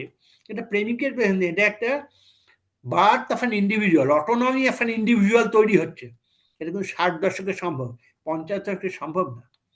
50 দশকে আমরা এত বেশি নড়বড়ে ছিলাম, এত বেশি ভঙ্গুর ছিলাম স্বাধীনতার পরে, যে আমরা এই অটোনমি, এই স্বয়ংভরতা পেতামই না। এবং সৌমিত্রের পরে যেখানে যেখানে গেছেন, ধরুন 60 দশকের শেষের দিকে যখন উনি 3 ভুবনের পাড়ে ছবিটা করলেন, এটা আমাদের পক্ষে একটা ইউনিক এক্সপিরিয়েন্স, যে সৌমিত্র চট্টোপাধ্যায়, আপনি আমাকে বলতে পারেন যে যাকে আপনি এত ভদ্র, এত এক ধরনের ডিগনিফাইড ইন্ডিভিজুয়াল হিসেবে বলছেন, তিনি তো রাস্তার মোড়ে টুইস্ট নাচছেন, সামনে যা দেখি জানি না সে কি আসল কি নকল শোনা। এটা হচ্ছে তখন তো ভাঙনের মুহূর্ত। 67 অনওয়ার্ড বাঙালির সোশ্যাল লাইফে আরেকটা ভাঙন এলো, এই নকশাল আন্দোলন, এই জমি দখল, এই ফার্স্টেশন, আমাদের স্বাধীনতার 20 বছর পরে আমরা খানিকটা স্বাধীনতার ফাঁকি ধরতে পারছি, এবং সকল মহৎ দেশ নায়কদের প্রতি আমাদের সন্দেহ তৈরি হচ্ছে, এবং আমরা অনেক জিনিসকেই সন্দেহ করছি যে বলছে কিন্তু এই কথার কোনো দাম নেই ভাই। যে আমাদের অনেক দেখা হয়েছে, 3টে বা 4টে জেনারেল ইলেকশন হয়ে গেছে, ফলে আমাদের সেই অগ্রজের অটল বিশ্বাস যে স্বাধীনতা এসছে, রিপাবলিক এসছে, এবং সবকিছু একদিন ঠিক হয়ে যাবে, একটা হ্যাপি রেজলিউশন হবে, তা হচ্ছে না। এই যে জায়গাটা, সেখানে সৌমিত্র একজন অব্যবস্থার নায়ক হিসেবেই রাস্তার মোড়ে নাচছেন, কিন্তু আমরা জানি তিনি কিন্তু ওই টুইস্ট নাচের লোক না, যিনি স্বর্গ ছাপভ্রষ্ট দেবতা, কিছুক্ষণের মধ্যেই আবার দেবতা হয়ে ফিরে যাবেন তনুজাকে নিয়ে। এই যে জায়গা, বা যখন সৌমিত্র বলছেন মাস্টারমশাই আপনি কিন্তু কিছু দেখেন, এই যে জায়গাগুলো, এবং সৌমিত্রের প্রতি বাঙালি সবসময় এক ধরনের কাইন্ড জেন্টল ইয়ে দেখেছেন। যেমন উত্তম কুমারের মুখোমুখি ওর যে অভিনয়গুলো, ধরুন জিন্দের বন্দি, ধরুন স্ত্রী, ধরুন অপরিচিত, সব জায়গায় দেবেন সকল গুডনেস ওয়াজ অ্যাট্রিবিউটেড টু সৌমিত্র, এবং সেই অর্থে কিছুটা ডিভিয়েশনিস্ট, মানে আপনি মরাল স্ট্যান্ড পয়েন্টটা বুঝতে পারছেন না। উত্তম কুমারকে আপনার পছন্দ হচ্ছে স্ত্রীতে, কিন্তু পরিষ্কার বুঝতে পারছেন ইমরাল লোক, জমিনদারি সিস্টেমে যা যা ডেকাডেন্স সব উত্তম কুমারের মধ্যে ধরা পড়ছে। আপনি যে গাইছে, একাধিক মহিলার সঙ্গে প্রণয় করছে, কিন্তু he is not an ideal person. আপনি তাকে গ্রেস দিয়ে পাশ করাচ্ছেন এবং তার ক্যারিজমায় মুগ্ধ হচ্ছেন। সৌমিত্র রিপ্রেজেন্টস দি প্রপার হিউম্যান সেন্সিবিলিটিস, এই যে জিনিস। তাছাড়া সৌমিত্রর যে উপস্থিতিটা বাঙালি কালচারে, উত্তম কুমার অভিনেতা ছিলেন, প্রথম দিকে থিয়েটার করতে, পরের দিকে সিনেমায় চলে এলে আর থিয়েটার করা সম্ভব না পপুলারিটির জন্য। তো সৌমিত্রর ব্যাপারটা হলো, সৌমিত্র শুধু সিনেমা করেন না, থিয়েটার করেন, নাম, জীবন ইত্যাদি, এবং সেগুলো যথেষ্ট elite theatre, academy of fine আর্টসে করা যায়, কমার্শিয়াল জায়গায় নয়। এবং সৌমিত্র লেখেন 11টা কবিতার বই। সৌমিত্র একটা কাগজ করেন, তার নাম এক্ষণ, যেখানে লিখতে পারলে বাঙালি এলিটরা খুশি হয়ে যায়, যে কাগজের কভার প্রতিবার সত্যজিৎ রায় আলাদা আলাদা করে দেন, যেখানে কমল কুমার মজুমদারের মতন মানে একেবারে মানে জেমস জয়েস যেমন মাইনরিটি, এক্সট্রিম মাইনরিটির পক্ষে একটা ভগবান, এরকম লেখকরা লেখেন। সৌমিত্র রাজনীতি করেন। কন্ট্রারি টু উত্তম কুমার, যিনি গাড়ির কালো কাজ রাখতেন এবং শুভেন্দু চট্টোপাধ্যায়কে বকেছিলেন, তুমি রাস্তায় দাঁড়িয়ে তেল ভরছো, যদি লোকে দেখে তাহলে তোমার ক্যারিজমা নষ্ট হয়ে যাবে, ওরা নষ্ট হয়ে যাবে, সবসময় এতে থাকবে, ওরকম ভাবে পাবলিক অ্যাপিয়ারেন্স ভালো না। সেই সৌমিত্র প্রকাশ্যে কফি হাউসে বসে আড্ডা মারছেন বা বামপন্থী রাজনীতির সঙ্গে মেলামেশা করছেন। সৌমিত্র এক ধরনের পাবলিক ডোমেনে, পাবলিক প্রেজেন্সে অভ্যস্ত হয়ে উঠছেন, এবং যেই জন্য বাঙালি তাকে সবসময় একটা কালচারাল আইকন ধরেছে নানা দিক দিয়ে। আর উত্তম কুমারকে তারা ধরে নিয়েছে তাদের স্থায়ী অভিভাবক, এবং উত্তম কুমারের কাছে তাদের গোপন সুখ গোপন দুঃখ সবই বলা যায়, সৌমিত্রকে বলা যায় না। সৌমিত্র এক কাইন্ড অফ ডিগনিটি, একটা পেডেস্টাল আছে, কিন্তু অভিনয়ের দিক দিয়ে তিনিও অসাধারণ। কিন্তু ওই যে বললাম যে একটা অ্যারিস্টোক্রেটিক প্রেজেন্স আছে। সৌমিত্রকে আপনি পেয়েছেন, আর তর্ক করার জন্য আপনি আমায় বলতেই পারেন, সব যদি আপনার যুক্তি মেনেই সঞ্জয়, তাহলে আপনি কি করে, how do defend Gangacharan in Ashani Sanket, যেগুলো হাঁটু অব্দি ধুতি পরে গ্রাম্য এ আপনি দেখেছেন, বা ধরুন আপনি যখন সত্যজিৎ রায়ের ছবি থেকে মাস্টারি করতে দেখেন এবং গ্রাম্য মাস্টার ডায়ালগ গুলো খেয়াল করবেন, ডায়ালগ কিন্তু অত্যন্ত স্পেশালাইজড এবং ওয়েল ডায়ালগ। আর অশনি সংকেত একটা ডিফারেন্স আছে, যে সেখানেও তিনি ব্রাহ্মণ্য চরিত্র অভিনয় করিয়েছেন। ফলে এখন উত্তম এবং সৌমিত্রের মধ্যে অনেক মিলও আছে, দুজনেরই আছে মানে who can B A star. এর উত্তরে আন্দ্রে মরেত্তি, একজন নাম করা সোশ্যালিস্ট, বলেছেন star should be an actor with a biography. তার মানে অ্যাক্টর উইথ এ বায়োগ্রাফি মানে একটাই, অ্যাক্টিং তো আপনি করছেন, প্লাস পাবলিকের আপনাকে নিয়ে কৌতূহল আছে আপনি কি করছেন। যেমন Uttam Kumar regular news paper item হতেন, সবটারই হন, যে উত্তম কুমার কোন মহিলার সঙ্গে ঘুরছেন বা কোন স্টারের কোন, বুঝতেই পারছেন না, স্ক্যান্ডাল তাকে নিয়ে আছে এবং সেই স্ক্যান্ডালগুলো লোকে পড়ে, গসিপে যায়। এমনকি সমাজ যে জীবনের দুটো ছবি আছে উত্তম কুমারের জীবনী, আমি জানি দুটো আছে, অনেকে বলেন তিনটে আমার এক্ষুনি মনে পড়ছে না, ক্ষমা করবেন, যেখানে উত্তম কুমার অভিনয় করেনি কিন্তু তাকে নিয়ে আলোচনা হচ্ছে। একটা হলো গল্প হলেও সত্যি 1965 তপন সিংহ, যেখানে দুপুরবেলা 5 জন মহিলা তারা আলোচনা করছে যে এই যে উত্তম কুমার কি ভালো মানুষ, জানো প্রায় এই খায় ওই খায়, মানে তার জীবনের ইটিনারিজ আউটসাইড দি স্ক্রিন সেটা পাবলিক লাইফে ঢুকছে। আর বসন্ত বিলাপ, সেখানে উত্তম কুমার নেই, আছেন সৌমিত্র চট্টোপাধ্যায়। সেখানে চিন্ময় রায় তার প্রেমিকা জুইকে বলছেন বলো একবার আমাকে উত্তম কুমার। এই যে লাইফ টাইমে এক ধরনের আইকনিক প্রেজেন্স, এটা উত্তম কুমারের ছিল। আপনি শুধু সিনেমাটিক অ্যাটেনমেন্ট বলেন তাহলে উত্তম কুমারের কৃতিত্ব আমি একটু বাড়িয়ে বলবো, তার কারণ এটা মেরিলিন মনরোর সম্বন্ধেও বলা হতো, যে Marilyn played her best roles with the worst hand of anybody I know in Hollywood। একজন সমালোচক বলেছেন সত্যি মেরিলিন মনরো খুব বড় বড় পরিচালক পাননি, তাকে একটা সেক্স টয় বা এক ধরনের সেক্স সিম্বল হিসেবে আমেরিকা হলিউড এম্পায়ার ব্যবহার করত। উত্তম কুমার সিমিলারলি আপনি দেখবেন সারা জীবন শুরুতে নির্মল দে বা অজয় করের মতন দক্ষ পরিচালক পেয়েছেন, ঋত্বিক ঘটকের ছবিতে তিনি কোনোদিন করেননি। মৃণাল সেনের ছবিতে একবার করেছিলেন, আটার flop, not because of him, Mrinal Sen নিজেই বলেন তখন আমি ছবি করতে জানতাম না এবং I made a disaster with the film. তাহলে ওনার সিনেমাটোগ্রাফিতে উনি ওটা রাখেন না। সত্যজিৎ রায় দুটো ছবি করিয়েছেন, তবে চিড়িয়াখানা খুব ভালো না, কিন্তু নায়কটা তো ওরই ওপরে, মানে তার দেখবেন যে কতদূর সাহস সত্যজিৎ রায় নিয়েছেন এবং কতদূর ওয়াইজ মানে প্রজ্ঞান সত্যজিৎ রায় ছিল, যে সাধারণত যে আপনি আমাকে ইন্ট্রোডিউস করছেন একটু সঞ্জয়বাবু সামান্য 2-4 কথা আপনার সম্বন্ধে বলে নিন, না আমি আপনার সঙ্গে কথা বলছি, আমরা দুজনেই কিন্তু ফ্রন্টাল পজিশনে আছি, আপনি আমার মুখ দেখছেন, দিস ভাইটাল, আমিও আপনাকে দেখছি মুখ, দিস ইজ ভাইটাল। কিন্তু নায়ক কিভাবে শুরু হচ্ছে, আজকেই আপনি এই অনুষ্ঠানের শেষে একবার জাস্ট শুরুটা দেখুন, একটা লোক পেছনে চলে গেছে, ব্যাক সাইড থেকে দেখানো হচ্ছে। কেন? উত্তম কুমারের বিখ্যাত হেয়ার কাট, একদম গোল। আপনি যখন দেশে ছিলেন তখন দেখবেন যে সেলুনগুলোতে 60s-এর 3 রকম হেয়ার কাট থাকতো। চুল কাটা, ধরুন তখনকার দিন হিসেব বলছি 10 আনা, একটা কিছু ফাইন চুল কাটা হয়তো 12 আনা, ইউ ছাট সেটা হঠাৎ 1 টাকা 2 আনা।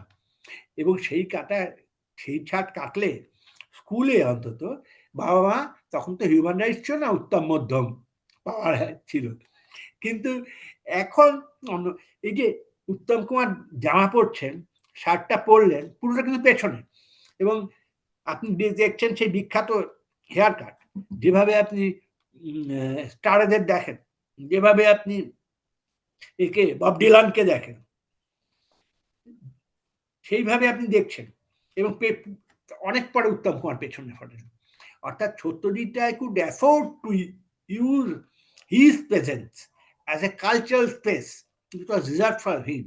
যখন শর্মিলা ঠাকুর থেকে ইন্টারভিউ করছেন, তখন দেখবেন উত্তম কুমার যেভাবে নাকের এইদিকে করেন, যেভাবে সাইলেন্ট ফিল্মের জেস্টারগুলোকে অনুকরণ করেন, সেটা একেবারেই তার অভিনয়ের উত্তুঙ্গ দিক, যে তিনি কথা বলছেন না কিন্তু কতগুলো বডিলি জেস্টার দিয়ে সমস্ত জিনিসটাকে বুঝিয়ে দিচ্ছেন। আর সৌমিত্রবাবুর কৃতিত্ব হচ্ছে যে সৌমিত্রবাবুর যে উচ্চারণ, এই যে আমাদের উচ্চারণ এত ভুল, ইংরেজি বলুন বাংলা বলুন, সৌমিত্রবাবু নিখুঁত। যেমন একটা গল্প বলি, সৌমিত্র বললে অনেকে খুশি হবে। সৌমিত্রদাকে আমি ধরুন একটা জায়গায় যাচ্ছি, একটু লং ড্রাইভ, সৌমিত্রদা আমাকে বললেন যে তুমি একা গিয়ে কি করবে, আমি তো একাই যাচ্ছি, তুই চলে এসো আমার গাড়িতে, আমি তোমায় তুলে দিচ্ছি, আমরা একসঙ্গে গল্প করতে যাবো। তিনি বলছেন উত্তম কুমার সম্পর্কে, বলছে উত্তম দা কি জানো তো, আসলে আমার সঙ্গে অনেক ভুল বোঝাবুঝি হয়েছে, কিন্তু মানুষটা একটু সরল। তাহলে কিরকম?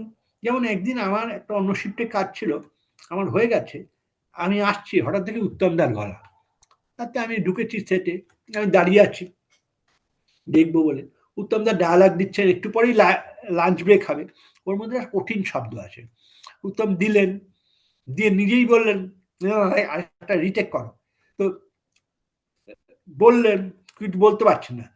এখন আমি দাঁড়িয়ে আছি, হঠাৎ উনি আমাকে বললেন রীতিমতো হিউমিলিটি, এই পুলু বাড়ি যেত বলে। আমি তো মাথা গরম হয়ে গেছে, কেমনভাবে সবার সামনে বলছেন পুলু বাইরে যেত। আমি চলে গেছি, কিন্তু আমি বুঝেছি, আমি ভাবলাম যে আপনাকেও একদিন শেখাবো, আপনি খুব বড় নিজেকে বিরাট ভাবেন, এটা বলতে হবে। ফলে তারপরে সাধারণত ডিরেক্টরের সময় দেখে যে যদি তোমার কোনো শব্দ উচ্চারণ করতে ডিফিকাল্টি হয়, লাইনটা ভেঙে দেয়, নয়তো ইজিয়ার শব্দ কোনো দেয়। উত্তম দা তা না, আমি বেরিয়ে আসার সঙ্গে সঙ্গেই লাইনটা আবার বললেন, হয়ে গেল টেক সফল। আমি ভাবলাম এটা ছাড়বো না উত্তম দাকে। আমি উত্তম দাকে পরে বললাম, উত্তম দা তুমি উত্তম দা, তোমাকে আমরা সবাই রেসপেক্ট করি, তুমি আমাকে যা বলো বলো, অতগুলো টেকনিশিয়ান দাঁড়িয়ে আছে, অতগুলো দাঁড়িয়ে আছে, তার মধ্যে তুমি পুলু বাইরে যা, আমাদের একটা প্রাণ সম্মান হয়েছে তো উত্তম দা। উত্তম দা একটু তাকিয়ে বললেন, আরে পাগল, তুই কি এইসব ভেবেছিস? হয় কি তুই এত ভালো বাংলা কথা বলিস যে তোকে দেখেই আমার মনে হচ্ছে পুলু তো অনেক ভালো বাংলা বলে, আমি ফলে ফাম্বল করতে শুরু করেছি, তুই থাকলে আমার বাড়ি বাড়ি চোখ চলে যাচ্ছে, আর আমি আমার ফাম্বলিং শুরু হচ্ছে। ফলে আমি বললাম পুলু বাইরে যেত, আমি করে দিচ্ছি এইরকম। বলে আরেকবার, যেমন আমরা কি দেরি করে ফেলছি,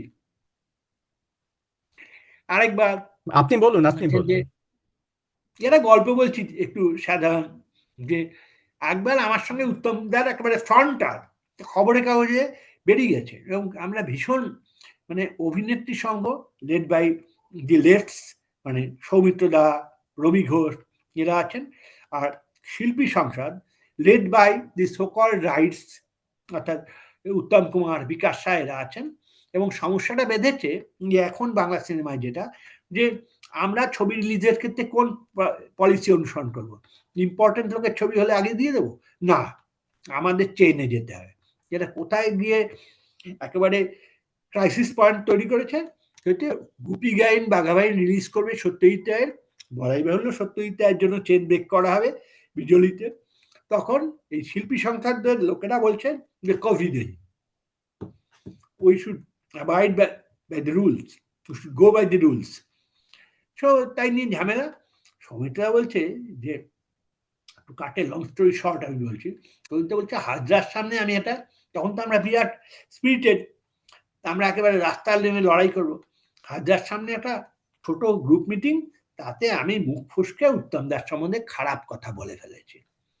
এখন খারাপ কথা বলেই আমি বুঝেছি এটা বলা উচিত হয়নি, কিন্তু একবার মুখ ফসকে বেরিয়ে গেলে তখন তো আর বলা যায় না উইথড্র করছি হলো। আর জানো তো এসব যা থাকে 1.5 মিনিটের মধ্যে কথাটা উত্তম দার বাড়িতে চলে যাবে যে সৌমিত্র আপনাকে রাস্তা এই সব বলেছে, বলে গেল, কিছু করতে পারি না। আমি নানাভাবে উত্তম দাকে এড়িয়ে যাচ্ছি, কথাটা বলা আমার উচিত হয়নি, খারাপ কথা বলেছে একটা। ইতিমধ্যে পয়লা বৈশাখ এসে গেল, বসুশ্রী সিনেমায় খুব বড় একটা অনুষ্ঠান হয়, বাংলা সিনেমার প্রত্যেকে যায়, আমিও গেছি। কিন্তু আমি মন্টুবাবু মানে বস্তুচিহ্নির মালিক তাকে বলেছি যে আপনি আমাকে শেষ মুহূর্তে বলবেন, আমার ধারণা আমি যাব, উঠে যাবো, চলে যাবো। বলে মন্টুবাবু ঠিকই করেছেন। আমি একটা ঘরে বসেছিলাম, আমাকে মন্টুবাবু বললেন আসুন এবার হেমন্তবাবু ওঠার জন্য তৈরি হচ্ছেন, আমি চলে আসুন। তুমি গেছি, গিয়ে আমি দেখি ফ্রন্ট রো যথাযথ উত্তম কুমার, ছবি বিশ্বাস সেটা বসে আছেন। তো আমি পড়িকি মরি করে ঢুকে ছবি বিশ্বাসকে একটা প্রণাম করেছি, পয়লা বৈশাখ প্রণাম করার রেওয়াজ, এবং এমন যেন উত্তম দাকে দেখতে পাইনি। বলে প্রণাম করে আমি পেছনের সিটটায় বসে আছি। হেমন্ত দা প্রতিমাদির সঙ্গে কথা বলছে, একটু পরে গান গাইতে উঠবে, মন্টুবাবু মাইকের সামনে, একাই জিনিসটা কাউন্টডাউন শুরু হচ্ছে, যে কোনো মুহূর্তে হয়। হঠাৎ পুলু, এই পুলু, প্রথম পুলটা সফট ছিল, তারপরে পুলটা জোরে হয়ে গেছে। তো আমি আর কি করি, না বলে পুরো হল নীরব, তার মধ্যে উত্তম দা জোরে জোরে ডাকছেন, আমাকে উঠতেই হলো। আমি উঠে গিয়ে আবার বললাম আমাকে ডাকছো, কাকে ডাকবো, এত জোরে বলছি তাতেও কানে যাচ্ছে না। তা আমি আর কি বলবো, আমি সামনে দাঁড়িয়ে আছি, আমার খুবই খারাপ লাগছে।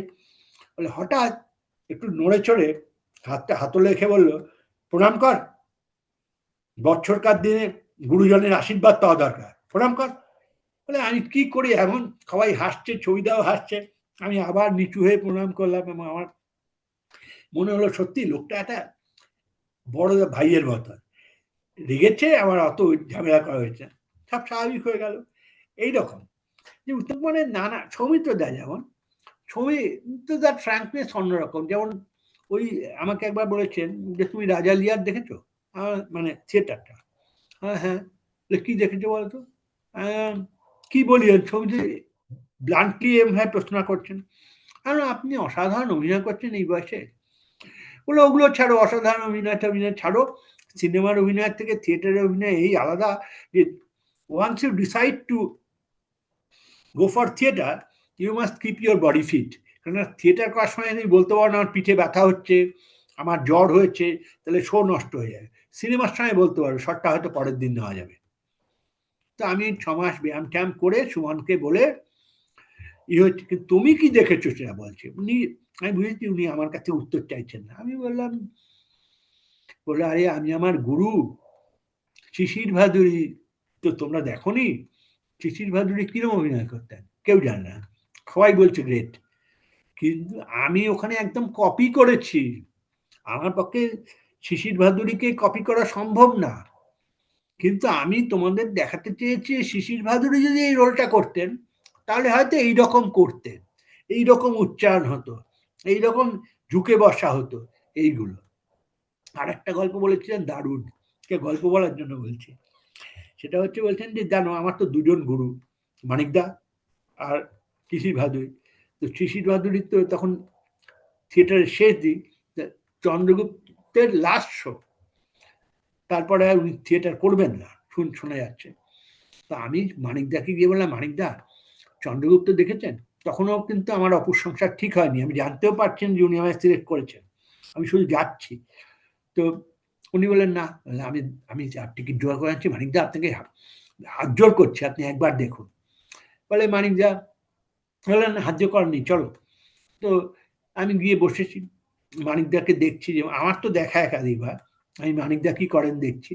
তো মানিকদা যথারীতি ছবি দেখতে দেখতে, থিয়েটার দেখতে দেখতেই কাঁদতে শুরু করেছে। কাঁদতে শুরু মানে মানিকদা ইমোশনাল জায়গা হলেই অবিরত কাঁদবেন, সেটা বিচ্ছিরি জিনিস, কিন্তু ওর চোখ দিয়ে জল পড়িয়েই যাচ্ছে। আর তারপরে ওর একটা খারাপ অভ্যাস ছিল, সে রুমাল চিবোনো, মানে পকেট থেকে রুমাল বার করে চিবোচ্ছে। অনেক রুমাল এভাবে নষ্ট হয়েছে, উনি রুমাল চিবোচ্ছেন। তো তারপরে তো শেষ হলো।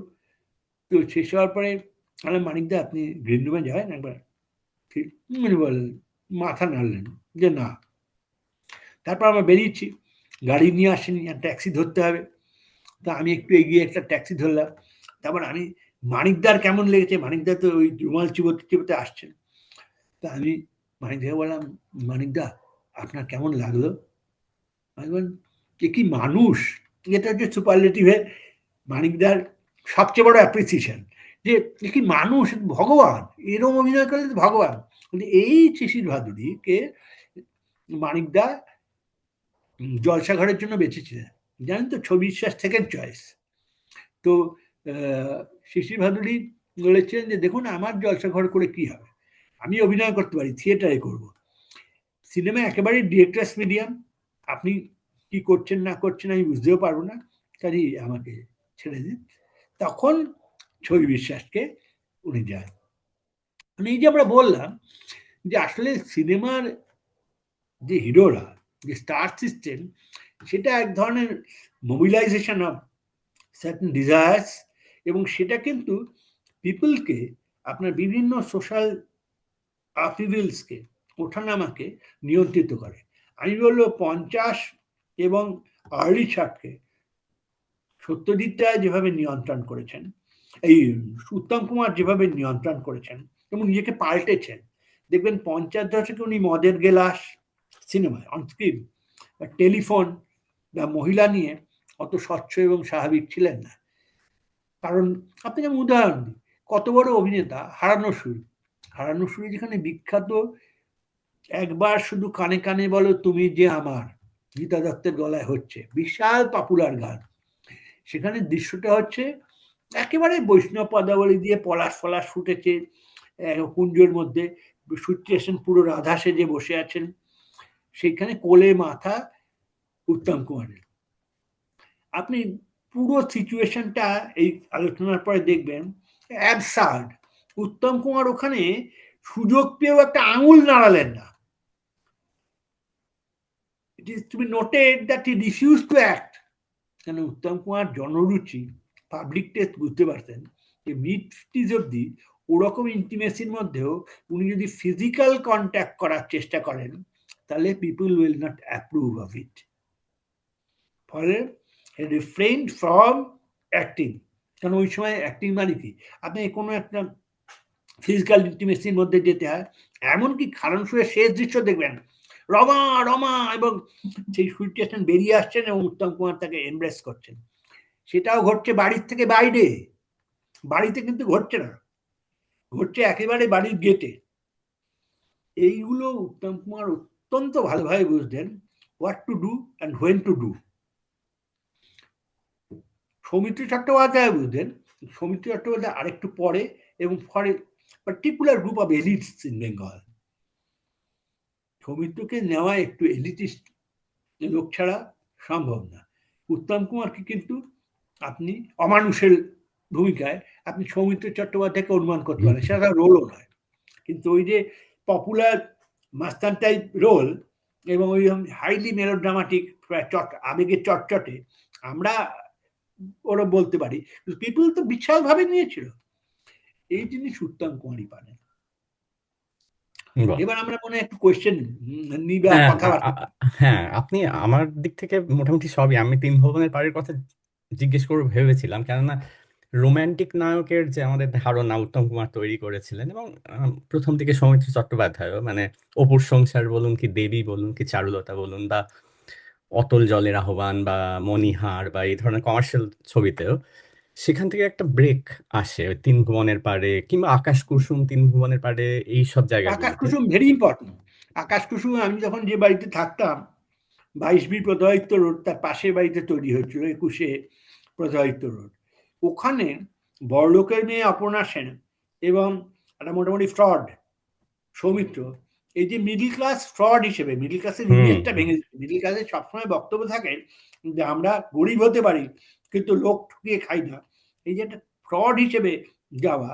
এবং ট্রিটমেন্টটা দেখবেন যে ওপরে অপর্ণা দাঁড়িয়ে আছেন, তলায় সৌমিত্র, এবং সৌমিত্রর মুখের ভঙ্গিগুলো আমরা কিন্তু এটা খুব স্ট্রেন যে আমরা কিন্তু at the end of the film সৌমিত্রকে অপছন্দ করি না, আমরা তাকে ঘৃণাও করি না, আমরা বরং কিছুটা সিম্প্যাথেটিক হয়ে পড়ি যে ঠিক আছে করেছে প্রেমের জন্য, কিছু কিছু জিনিসকে ছাড় দেওয়া ভালো। এইটা সৌমিত্র বিরাট কৃতিত্ব, যার খুব খুব কর্নার পজিশন থেকে সৌমিত্র বেরিয়ে এসে সত্যি ওখানেও রোমান্টিক লাগছিল তার। যেমন ধরুন আর এই যে ডিকেডেন্সের কথাটা বলছেন না, এবং নেশন বিল্ডিং ওই 50s এর নেশন বিল্ডিং এর, এবং সেটা তো সত্যজিৎ রায় ধরছেন কি সৌমিত্রর কমার্শিয়াল মুভিতে তো দেখা যাচ্ছে, উত্তম কুমারের তো দেখা যাচ্ছেই। সেখান থেকে 60s বা লেট 60s আর্লি 70s এ যে চেঞ্জটা, ধরুন নায়ক হচ্ছে, সেখানেও একটা ডিকেডেন্স, কিন্তু ওনার নিজের মধ্যে দ্বন্দ্ব এবং পলিটিক্যালি অ্যাফিলিয়েটেড হতে চাইছেন না, নিজে থেকে বন্ধু ডাকছে। কিংবা ধরুন অরণ্যের দিন রাত্রিতে যে সৌমিত্র ক্যারেক্টারটা, তো একটা ডিকেডেন্স এবং মিডল ক্লাসের একটা মানে কি বলবো, একটা কনফিউশন বা একটা ইয়ে দ্বিচারিতা, সেটা কিন্তু ধরা পড়ছে। একেবারে ঠিকই বলেছেন, আপনি খুব ভালোভাবে বলেছেন। যে ধরুন যেটা অরণ্যের দিন রাত্রি, সেটা কি আলবেয়ার কামুর ফল উপন্যাসটা, যেমন আলবেয়ার কামু লিখছেন the summary of existence of a modern man can be written in a single line, that he read newspapers and he fornicated. এখন এই যে কথাটা আপনি বুঝতে পারছেন, খবরে তখন তো মিডিয়া ছিল না, এখন আমরা যেমন টিভি বা পোর্টাল যা করি, ডিজিটাল মিডিয়া করি, ফেসবুক করি, আর ফর্নিকেশন তো বুঝতেই পারছেন। এই যে জায়গাটার মধ্যে সামারাইজ করেছিলেন প্র্যাকটিক্যালি অরণ্যের দিন রাত্রিতে তো সৌমিত্র তাই, he has no sense of guilt এবং হি ডাজন্ট সাফার ফ্রম, ধরুন যে চেঞ্জটা আপনি খুব ভালো বলেছেন, এটা আমাদের বলা উচিত যে ধরুন যখন চারুলতা তার জীবনে অন্যতম সেরা অভিনয়, চারুলতায় কি অভিনয়টা দিয়েছেন সৌমিত্র, বঙ্কিমচন্দ্র, অর্থাৎ first generation Indian intellectuals who went through British education system, who learned their lessons through English, so they decided to write something in Bangla, in vernacular.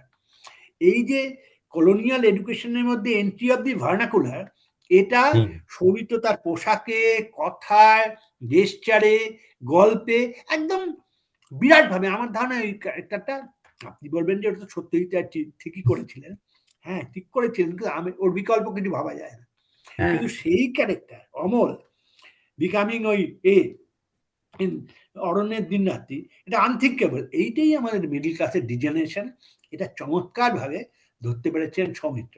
এটা কিন্তু উত্তম না, উত্তমের যে ডিজেনারেশন আমরা দেখেছি ধরুন অমানুষে বা স্ত্রীতে, ফিউডাল লিভিং এর ডিজেনারেশন, মদ খাবে, একাধিক নারী সঙ্গ করবে এবং সেটাকে গ্লোরিফাই করবে, সেটা আমরা 19th সেঞ্চুরি ফিউডালদের মধ্যে দেখেছি। Uttam is a continuation of that.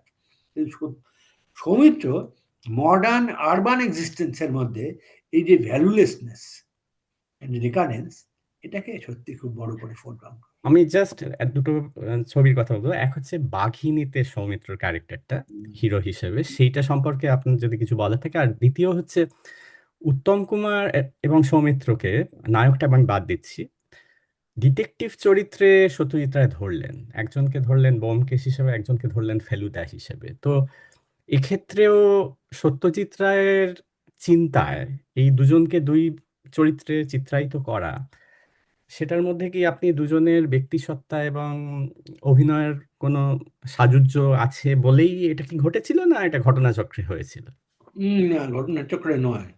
কেন চিড়িয়াখানায় ব্যোমকেশ বক্সীকে ধরার সময় সত্যজিৎ রায় মনে রেখেছিলেন যে ব্যোমকেশ কিন্তু এসেনশিয়ালি বাঙালি গৃহস্থ, তার স্ত্রী আছে, সেই স্ত্রী মাঝে মাঝে বাপের বাড়ি যায়, কিন্তু ব্যোমকেশের ধুতি পাঞ্জাবি জীবনযাপন এবং পারতপক্ষে মিনিমাম রক্তক্ষয়ে শুধুমাত্র বুদ্ধি খরচ করে রহস্য সমাধান, এসব কাজ উত্তম ভালো পারবেন। ধুতি পরা, ওই রকম ভাবে চশমা পরে অনুসরণ করা, মাথার কাজটা করা, এটা একটা রেমিনিসেন্ট অফ ইয়েস্টারিয়ার বাঙালি। কিন্তু when it came to ফেলুদার বাড়ি থিওরিটিক্যালি আমাদের বাড়ির পাশেই রজনী সেন রোড। আমি এখানে কথা বলছি, পরে রাস্তাটা রজনী সেন রোড, ফেলুদার অ্যাড্রেস। এখন এই রজনী সেন রোডের ছেলেরা, তারা যেরকম, রজনী সেন হচ্ছে অ্যাফ্লুয়েন্ট সাউথ কলকাতা, তো সেখানে ছেলেরা যেরকম কথা বলে, যেরকম ড্রেস পরে, আমি ধরে নিচ্ছি 70s বাঙালি যে ধরনের ড্রেস পরে, যে ধরনের ক্রিপ্টিক আটারেন্স, সেটা সৌমিত্র কুড ফুলফিল মোর। এবং আমি একটু সাহস নিয়ে বলবো, আমার ব্যক্তিগত মতামত, যে চিড়িয়াখানায় যে কোনো কারণেই হোক উত্তম কুমারের যা অভিনয় আছে, তার থেকে সৌমিত্রর ফেলুদা হিসেবে অভিনয় অনেক বেটার। এটা আমার ব্যক্তিগত মতামত, কেউ নাও মানতে পারেন, মানতেও পারেন।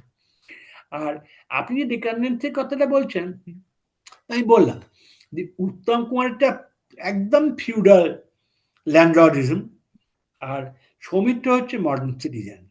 কিন্তু বাঘিনীতে তো সেরকম কি, বাঘিনীতে খানিকটা সেরকম ডিফিকাল্ট ক্যারেক্টার, যে একজন কমিউনিস্ট ক্যারেক্টার পায়, যে মার্কসের নোটস অন ইন্ডিয়ান হিস্ট্রি পড়ছে,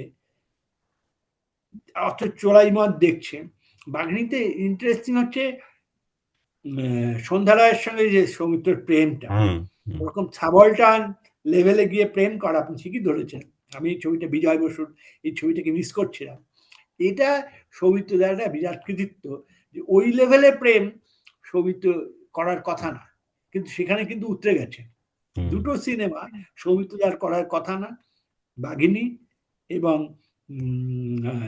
অশ্বনী সংকেত। অশ্বনী সংকেতকে আমরা গ্রেস দিতে পারি যে সত্যজিৎ রায় পরিচালনা করেছেন অনেকদিন সবে, কিন্তু বাঘিনী আনডাউটেডলি এক ধরনের রিমার্কেবল সিগনেচার ফর হিম। খুব ভালো লাগলো। এবার অডিয়েন্স কে ছেড়ে দেওয়া হোক, কারুর কোনো কোয়েশ্চেন আচ্ছা, থাকলে। আপনাদের কি ভালো লেগেছে? আমার বলা প্রচন্ড ভালো লেগেছে, মানে এত ভালো, খুব অনেক টকই এরকম না, হয় না। প্রথম দিকে যন্ত্রের গন্ডগোলে আমি খুব নার্ভাস হয়ে পড়েছিলাম, যে সত্যি না, যদি এখন সব ঠিক ছিল। কমিউনিকেশন না হয় তাহলে ভেরি টেরিবল জিনিস। না, খুব ভালো হয়েছে, সব শোনা গেছে, খুব ভালো। না, thank you for that you could withstand me. আচ্ছা, কারুর কোনো কোয়েশ্চেন থাকলে আপনারা ডিরেক্টলি করুন। হ্যাঁ, বলবো। হ্যাঁ, হ্যাঁ, আমি একটু অন্য দিকে গিয়ে বলছি আর কি। আমি উত্তম কুমার এবং সৌমিত্র চট্টোপাধ্যায়কে একদিকে রাখছি। সেটা আপনি হচ্ছে যখন আপনি আমরা একটু নিজে থেকে ওনাদের বলবেন, আপনি পরিচয়, নাম বা কি হ্যাঁ, করেন? আমি অমৃতা সরকার। জাস্ট অনেক বছরই এখানে আছি আর কি। আর বাহ। একটু বাচিক শিল্পের সঙ্গে যুক্ত। এই ও বাহ, খুব ভালো, নমস্কার। নমস্কার। প্রথমত অসাধারণ একটা, মানে অনেক কিছু জানলাম এবং অন্যভাবে, অন্য পার্সপেক্টিভ থেকে অনেক কিছু শুনলাম আর কি, যেটা অনেক সময় আমাদের মাথায় আসে না বা আমরা ভাবি না সেই অ্যাঙ্গেল থেকে। তার জন্য অসংখ্য ধন্যবাদ। প্রশ্নটা হচ্ছে যে উত্তম কুমার এবং সৌমিত্র চট্টোপাধ্যায়ের যে সিনেমা বা যা কাজ, সেটা মঞ্চেও, সৌমিত্র চট্টোপাধ্যায়ের ক্ষেত্রে মঞ্চেও, মানে সেই সময় বাঙালি রিলেট করতে পারতো। মানে উত্তম কুমারকে দেখে তো অবভিয়াসলি তাকে তো একদমই বাঙালি, মানে ওই নেক্সট ডোর নেবার টাইপের, পাশের পাড়ার ছেলে, সবসময় এইরকম একটা তো মনেই হতো। সৌমিত্র চট্টোপাধ্যায়ের ক্ষেত্রেও বিভিন্ন সময় মনে হয়েছে যে হ্যাঁ, বাঙালি এরকমই।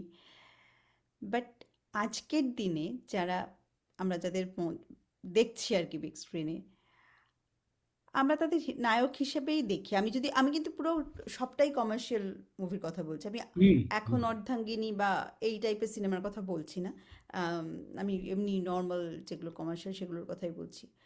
তারাও নায়ক, কিন্তু তাদের আমরা নায়ক হিসেবেই দেখি। মানে তাদের কোথাও গিয়ে মনে হয় না যে আমাদের বাড়ির কেউ এই কাজটা করবে বা এইভাবে প্রেম করবে বা এইভাবে কোনো কিছু করবে। এই যে ডিফারেন্সটা, মানে হঠাৎ করে এটা উত্তম কুমারের পর থেকেই হয়তো আমার মনে হয় শুরু হয়েছে, যেটা আমরা আর আমরা সিনেমাকে সিনেমা হিসেবেই দেখি, মানে আমরা সেটা আর আমাদের বাড়িতে এসে মেলাতে পারি না।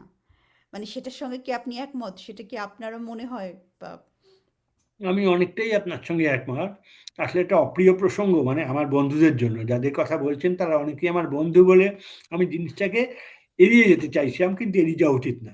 যখন আমরা আলোচনা করছি তখন বলা উচিত। আপনি ঠিকই বলেছেন, বাংলা সিনেমার পতন শুরু হলো 1980 সাল থেকে। আগেই শুরু হয়েছিল, মানে আগেই এই যে হয় না যে সিকনেস, ছোট ছোট অসুখ আছে, আপনি যাচ্ছেন না ডাক্তারের কাছে, গোপন করছেন, পরে সেটা বড় হবেই এবং আপনি ঝামেলায় পড়বেন। উত্তম কুমার থাকতেই আমাদের স্টুডিওগুলো নষ্ট হয়ে গেছিল, আমাদের ক্যামেরার মডার্নাইজেশন হচ্ছিল না, এবং আমরা যেন তেন প্রকার উত্তম কুমার আছে সেইটাকে ক্যাপিটাল করে আমরা ইন্টারেস্টে ভাত খাচ্ছিলাম। যেই মুহূর্তে উনি চলে গেলেন একটা relatively young age, at the age of 54, তারপর থেকে বাংলা সিনেমার crisis, where to locate the hero. আমরা আগে না একটা পপুলার বাংলা গল্প বা সাহিত্য যেটা পড়া হয়েছে তার আরো ভালো রেন্ডারিং এর জন্য, এই যে আপনি বাচিক শিল্প বলছেন, আপনি যেমন রবীন্দ্রনাথের একটা কবিতা বা জীবনানন্দের একটা কবিতা লেখা হয়েছে, আরো ভালো করে লোকে যাতে বুঝতে পারে বা শুনলে ভালো লাগে এইভাবে সেটাকে বলেন, সেইভাবে আমরা কাজটা করতাম। অন্তত বাঙালির মহৎ সাহিত্য যেগুলো, সেইগুলো যখন এক ধরনের অডিও ভিজুয়াল ট্রান্সলেশন হিসেবে আসতো সিনেমায়, আমরা গল্পটার জন্য যেতাম। আমাদের একটা বড় ভুল হলো, আমাদের মনে হলো আমাদের জীবনে গল্প দরকার নেই, আমরা এমনিই গল্প তৈরি করে নেবো। বাঙালির জীবন খুব হ্যাপনিং জীবন না।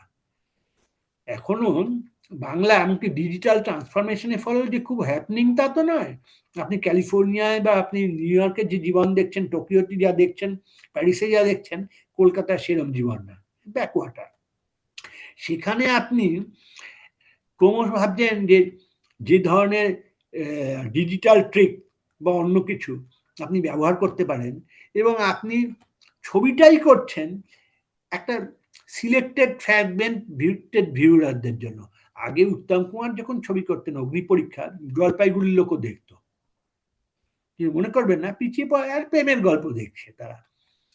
সেই প্রেমটা তারাও করতে চায়, কোনদিন সম্ভব হবে না, উত্তম এখানে সম্ভব হচ্ছে, তাহলে তারা দেখছে। কিন্তু এখন আমরা ধরেই নিলাম কলকাতা শহর এবং তার মধ্যে যারা অ্যাফোর্ড করতে পারে, মানে আমি একটা রসিকতা করি, যাদের প্যান আছে, প্যান মানে আমাদের ইনকাম ট্যাক্স দেওয়ার সময় যে নাম্বারটা বলতে হয়, মানে যারা ট্যাক্স দেয় সিটিজেনরা, তারাই শুধুমাত্র বাংলা ছবি দেখবে। ফলে কি দাঁড়ালো, প্রথম আমরা এক ধরনের সাউথ ইন্ডিয়ান ছবির স্পেকটাকেল নকল করলাম, কিন্তু আমাদের নায়করা না চেহারায় না স্টান্ট শটগুলোতে অত স্বাভাবিক। রজনীকান্ত হওয়া কোনো বাঙালির সম্ভব না। উত্তম কুমার বা সৌমিত্র চিরদিন কোনোদিন ওরকম মারামারি করেননি। উত্তম অমানুষে করেছেন, সেটা খুব যে একটা প্লিজিং মারামারি হয়েছে তা না। বা ধরুন ছোট পোশাক পরে উত্তম কুমার বিকেলে ভোরের ফুলে হাঁটছিলেন সমুদ্রের পাড়ে, একবারই হেঁটেছিলেন, পরে বুঝেছেন এই বাঙালি বডি মেনটেন করে না, তার পক্ষে রিচার্ড বার্টন বা মার্লন ব্র্যান্ডো হওয়া সম্ভব না। পুরো শরীরটাকে যদি দেখানো যায় তাহলে আমাদের সকলেই নানা রকম ত্রুটি ধরা পড়বে। 40-এ পরে আমাদের দেখতে খারাপ হয়ে যায় সেই অর্থে, ফলে ধুতি বা পাজামা বা ট্রাউজার পরে থাকাই ভালো।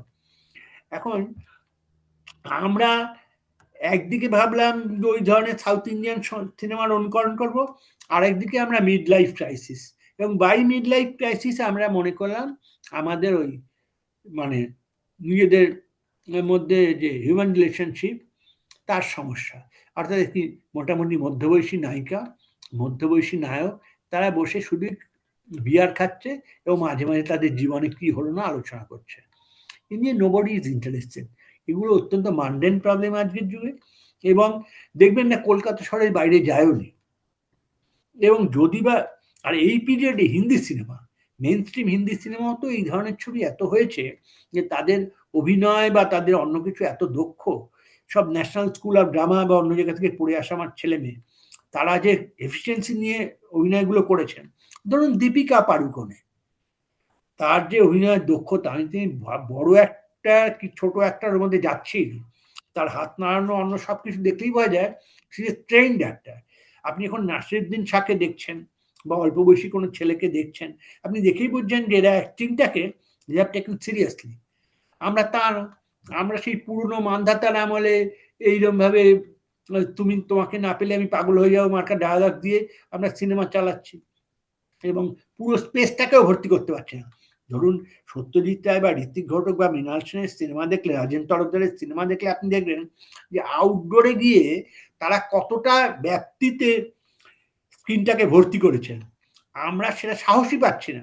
আমরা একটা লং ড্রাইভ দেখাচ্ছি লং শটে, তাও ছেড়ে দিচ্ছি, কারণ আমরা জানি অত বড় স্পেস আমরা দেখাতে পারবো না। এটা বিকজ অফ টিভি। টিভিতে যে ছোট ছবি দেখানো হয়, অত বড় স্ক্রিন দখল করারই ক্ষমতা আমাদের নেই। 1955 সাপোচনের কথা বললাম, সেখানে দেখবেন কলকাতার রাস্তাঘাট অনেক বাস্তবভাবে দেখানো হয়েছে।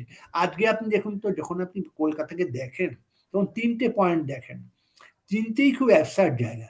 একটা হচ্ছে Maa flyover to related with America, একটা হচ্ছে নিউ টাউন তার রাত্রিবেলার আলো ইত্যাদি, আর আর দুজন ছেলে বা মেয়ে কথা বলছে, তারা অধিকাংশ সময় ইংরেজি বলছে, মাঝে মাঝে প্যারেন্থেটিক্যাল ক্লজ হিসেবে বাংলা বলছে। কাদের তারা প্রতিনিধিত্ব করছে? কাউকেই না। ফলে আপনি যেটা আশা করছেন যে কেন সৌমিত্র উত্তম তো ছেড়ে দিন, অনিল চট্টোপাধ্যায় বা এরা হচ্ছে না, তার কারণ হওয়ার কোনো কারণ নেই। আমরা তেমন ফ্রেমে নিজেদের ঢোকাতে পারছি না। প্রত্যেক জাতির কতগুলো বিশেষ বৈশিষ্ট্য থাকে যেগুলো বলার, যেমন গোদার সাহেব একবার বলেছিলেন যে the Americans are very good at telling stories, we French are not. এটা হয়তো গোদারের বাড়াবাড়ি, কিন্তু ঠিকই যে ফ্রেঞ্চরা ভিজুয়াল কালচারে যতটা রিচ, ততটা কিন্তু কথা বলায় না। আমেরিকান ভীষণ গপ্প, আমি আমাদের বাঙালিদের মতন কোথাও বসতে যেতে গল্প লাগিয়ে দেয়, এবং গল্পটা করতেই থাকে। গল্পটা যে খুব গুরুত্বপূর্ণ গুরুত্বহীন এসব ওরা ভাবে না, কিন্তু ইউরোপে ভাবে। তো হঠাৎ এত বাজে বকছে কেন? এইরকম আমাদের এখানে যেটা সমস্যা, সেটা এক ডিজিটাল টেকনোলজি আমরা ঠিকভাবে ব্যবহার করতে পারি না। আপনি দেখবেন মেজর তফাৎটা হয়েছে যে আগে আমরা ভাবতাম যে কি দেখবো, কিভাবে তুলবো। এই যে আপনাকে তোলা, আপনি জেনে রাখবেন ফটোগ্রাফিক্যালি সবসময় ফ্রন্টাল লোকেশনটা ভালো হয় না। যেমন সুচিত্রা সেনকে আমার একটা বই আনন্দবাদ রিভিউ করতে দিয়েছিল বলেই আমি সেটা পড়ে জানলাম যে সুচিত্রা সেনের একদিকের প্রোফাইলে একটা খুঁত ছিল, তাহলে অজয় কর রাইট প্রোফাইল থেকে ব্যবহার করে ছবিটা তুলতেন বলে এই যে সুচিত্রা সেন সম্বন্ধে যে ধারণা, তা বাঙালিদের তৈরি হয়। এরা তো কখনো কম্পোজই করে না, এরা বলে যা কিছু তুলে আন, will manage it on the edit table. কারণ কম্পিউটার এসে করেছে কি, ছবি তোলা, ছবি এডিটিং সবকিছুকে অত্যন্ত সহজ করে দিয়েছে। যেভাবে সত্যজিৎ রায় ছবি তুলতেন প্রি ডিজিটাল যুগে, সেভাবে তো এখন না। এখন তো আপনি 1000টা সেলফি একদিনে তুলতে পারেন, প্লাস সেলুলয়েডের মতন তো দামি জিনিস না। 500 সেলফি তুললেও যা খরচ, একটা সেলফি না তুললেও সেই খরচ, আপনার প্যাকেজ দিতেই হবে। এইসব করে ফাঁকিবাজি চলছে। আমি খুব খারাপ বলছি, নাম না করেই কাউকে বলছি, সে ভাবছে যে তার প্রেজেন্সেই হয়ে যাবে, তার প্রেজেন্সে হবে না। যেটা আপনি হিন্দি, তেলেগু এইসব সিনেমার সঙ্গে নিজেদের মেলালেই বুঝবেন যে we had to endure a significant fall. ঠিক। তো সঞ্জয় বাবু, অনেক রাত হয়ে গেল, মানে আপনার ওখানে 11:30 বাজে। তো আজ না বরঞ্চ আমার খুব ভালো লাগলো, রোজ রোজ তো এটুকুই আপনার সঙ্গে থাক। দেখা হয় না না। না, খুব ভালো লাগলো, মানে এত কিছু জানা গেল বিভিন্ন দিক, মানে অ্যাঙ্গেল থেকে। খুব একটা প্রশ্ন আছে, সম্বিত হাত তুলেছে ওর প্রশ্নের জন্য। ও আচ্ছা আচ্ছা, তাহলে নিয়ে না। আমার মনে হয় আমরা একটু ছোট মানে তাড়াতাড়ি করবো, কিন্তু আমি প্রশ্নটা নিয়ে হ্যাঁ, আমি খুব বেশি সময় নেবো না। Satyajit Ray was kind of forced. ততক্ষণে তো কাস্টিং হয়ে গেছে, উনি যখন when he decided to take over as the director. তো সুতরাং ওটা কতটা যে ওনার চয়েস ছিল ব্যোমকেশ হিসেবে উত্তম কুমারকে বাছা, সে সম্বন্ধে একটা সন্দেহ থেকে যায়। সন্দেহ আছে, তবে ওনার he had no option, he had left with no alternative but to choose Uttam Kumar, because he needed a typical Bangali presence. Absolutely. আর আরেকটা যেটা আমার একটা কাইন্ড অফ থিওরি আছে, সেটা হচ্ছে যে উত্তমের যে অভিনয়ের রেঞ্জ, মানে প্রত্যেক অ্যাক্টরেরই তো একটা কমফোর্ট জোন আছে। তো সৌমিত্রর কমফোর্ট জোনটা হচ্ছে শহুরে শিক্ষিত বাঙালি, তুমি এবং তুমি হ্যাঁ হ্যাঁ আমাদের মতো লোকেরা, রাইট। এবার কিন্তু তার বাইরে যেখানে সৌমিত্র যাচ্ছেন, ধর অশনি সংকেত, অভিযান, আমি সত্যজিৎ যদি থাকি, হুম হুম। সেইখানে কিন্তু ওনার হোমওয়ার্ক বোঝা যাচ্ছে, সব বোঝা যাচ্ছে, কিন্তু স্টিল ওই চরিত্রটা ঠিক হয়ে ওঠা সেটা সৌমিত্র পারছেন না। অভিযানে তো তোমাকে আমি বলছি, অভিযান এটা অন্যদিন আলোচনা হবে, যে সত্যজিৎ রায় আর ঋত্বিক ঘটক পরস্পরকে আর চোখে দেখতেন। ইউ রিমেম্বার যে অযান্ত্রিক। অভিযানের কিছুদিন আগেই অযান্ত্রিক হয়েছে, অযান্ত্রিকে বিমলের রোলটা করেছে, ড্রাইভার বিমলের রোলটা করেছে Kali Banerjee. If you compare Ajantrik with Abhijan, তুমি দেখবে সৌমিত্র মিজারেবল ফেইলিয়ার হবেই। অ্যাবসলিউটলি। তার কারণ এলিটি, এক ধরনের এলিট তো সৌমিত্র, তিনি he could not come out of his usual known zone. ফলে উনি যতই করুন, ওয়াহিদা রহমানের সঙ্গে ওর সম্পর্ক আর কাজল গুপ্তের সঙ্গে বিমলের সম্পর্ক এক লেভেলে যায়নি। টোটালি আলাদা। অ্যাবসলিউটলি। তো আমার আরো কিছু ছিল, কিন্তু আজকে আর সময় এমন অনেক রাত্রি হয়ে গেছে, কিন্তু পরে নিয়ে একদিন একটু বড় পরিসরে হ্যাঁ হ্যাঁ, কথা বলবো আপনার সঙ্গে। যদি হ্যাঁ, আমারও খুব ভালো লাগবে। তোমরা সবাই খুব ভালো দেখো, তোমাকে হ্যাঁ। অনেকদিন বাদে দেখলাম। আমি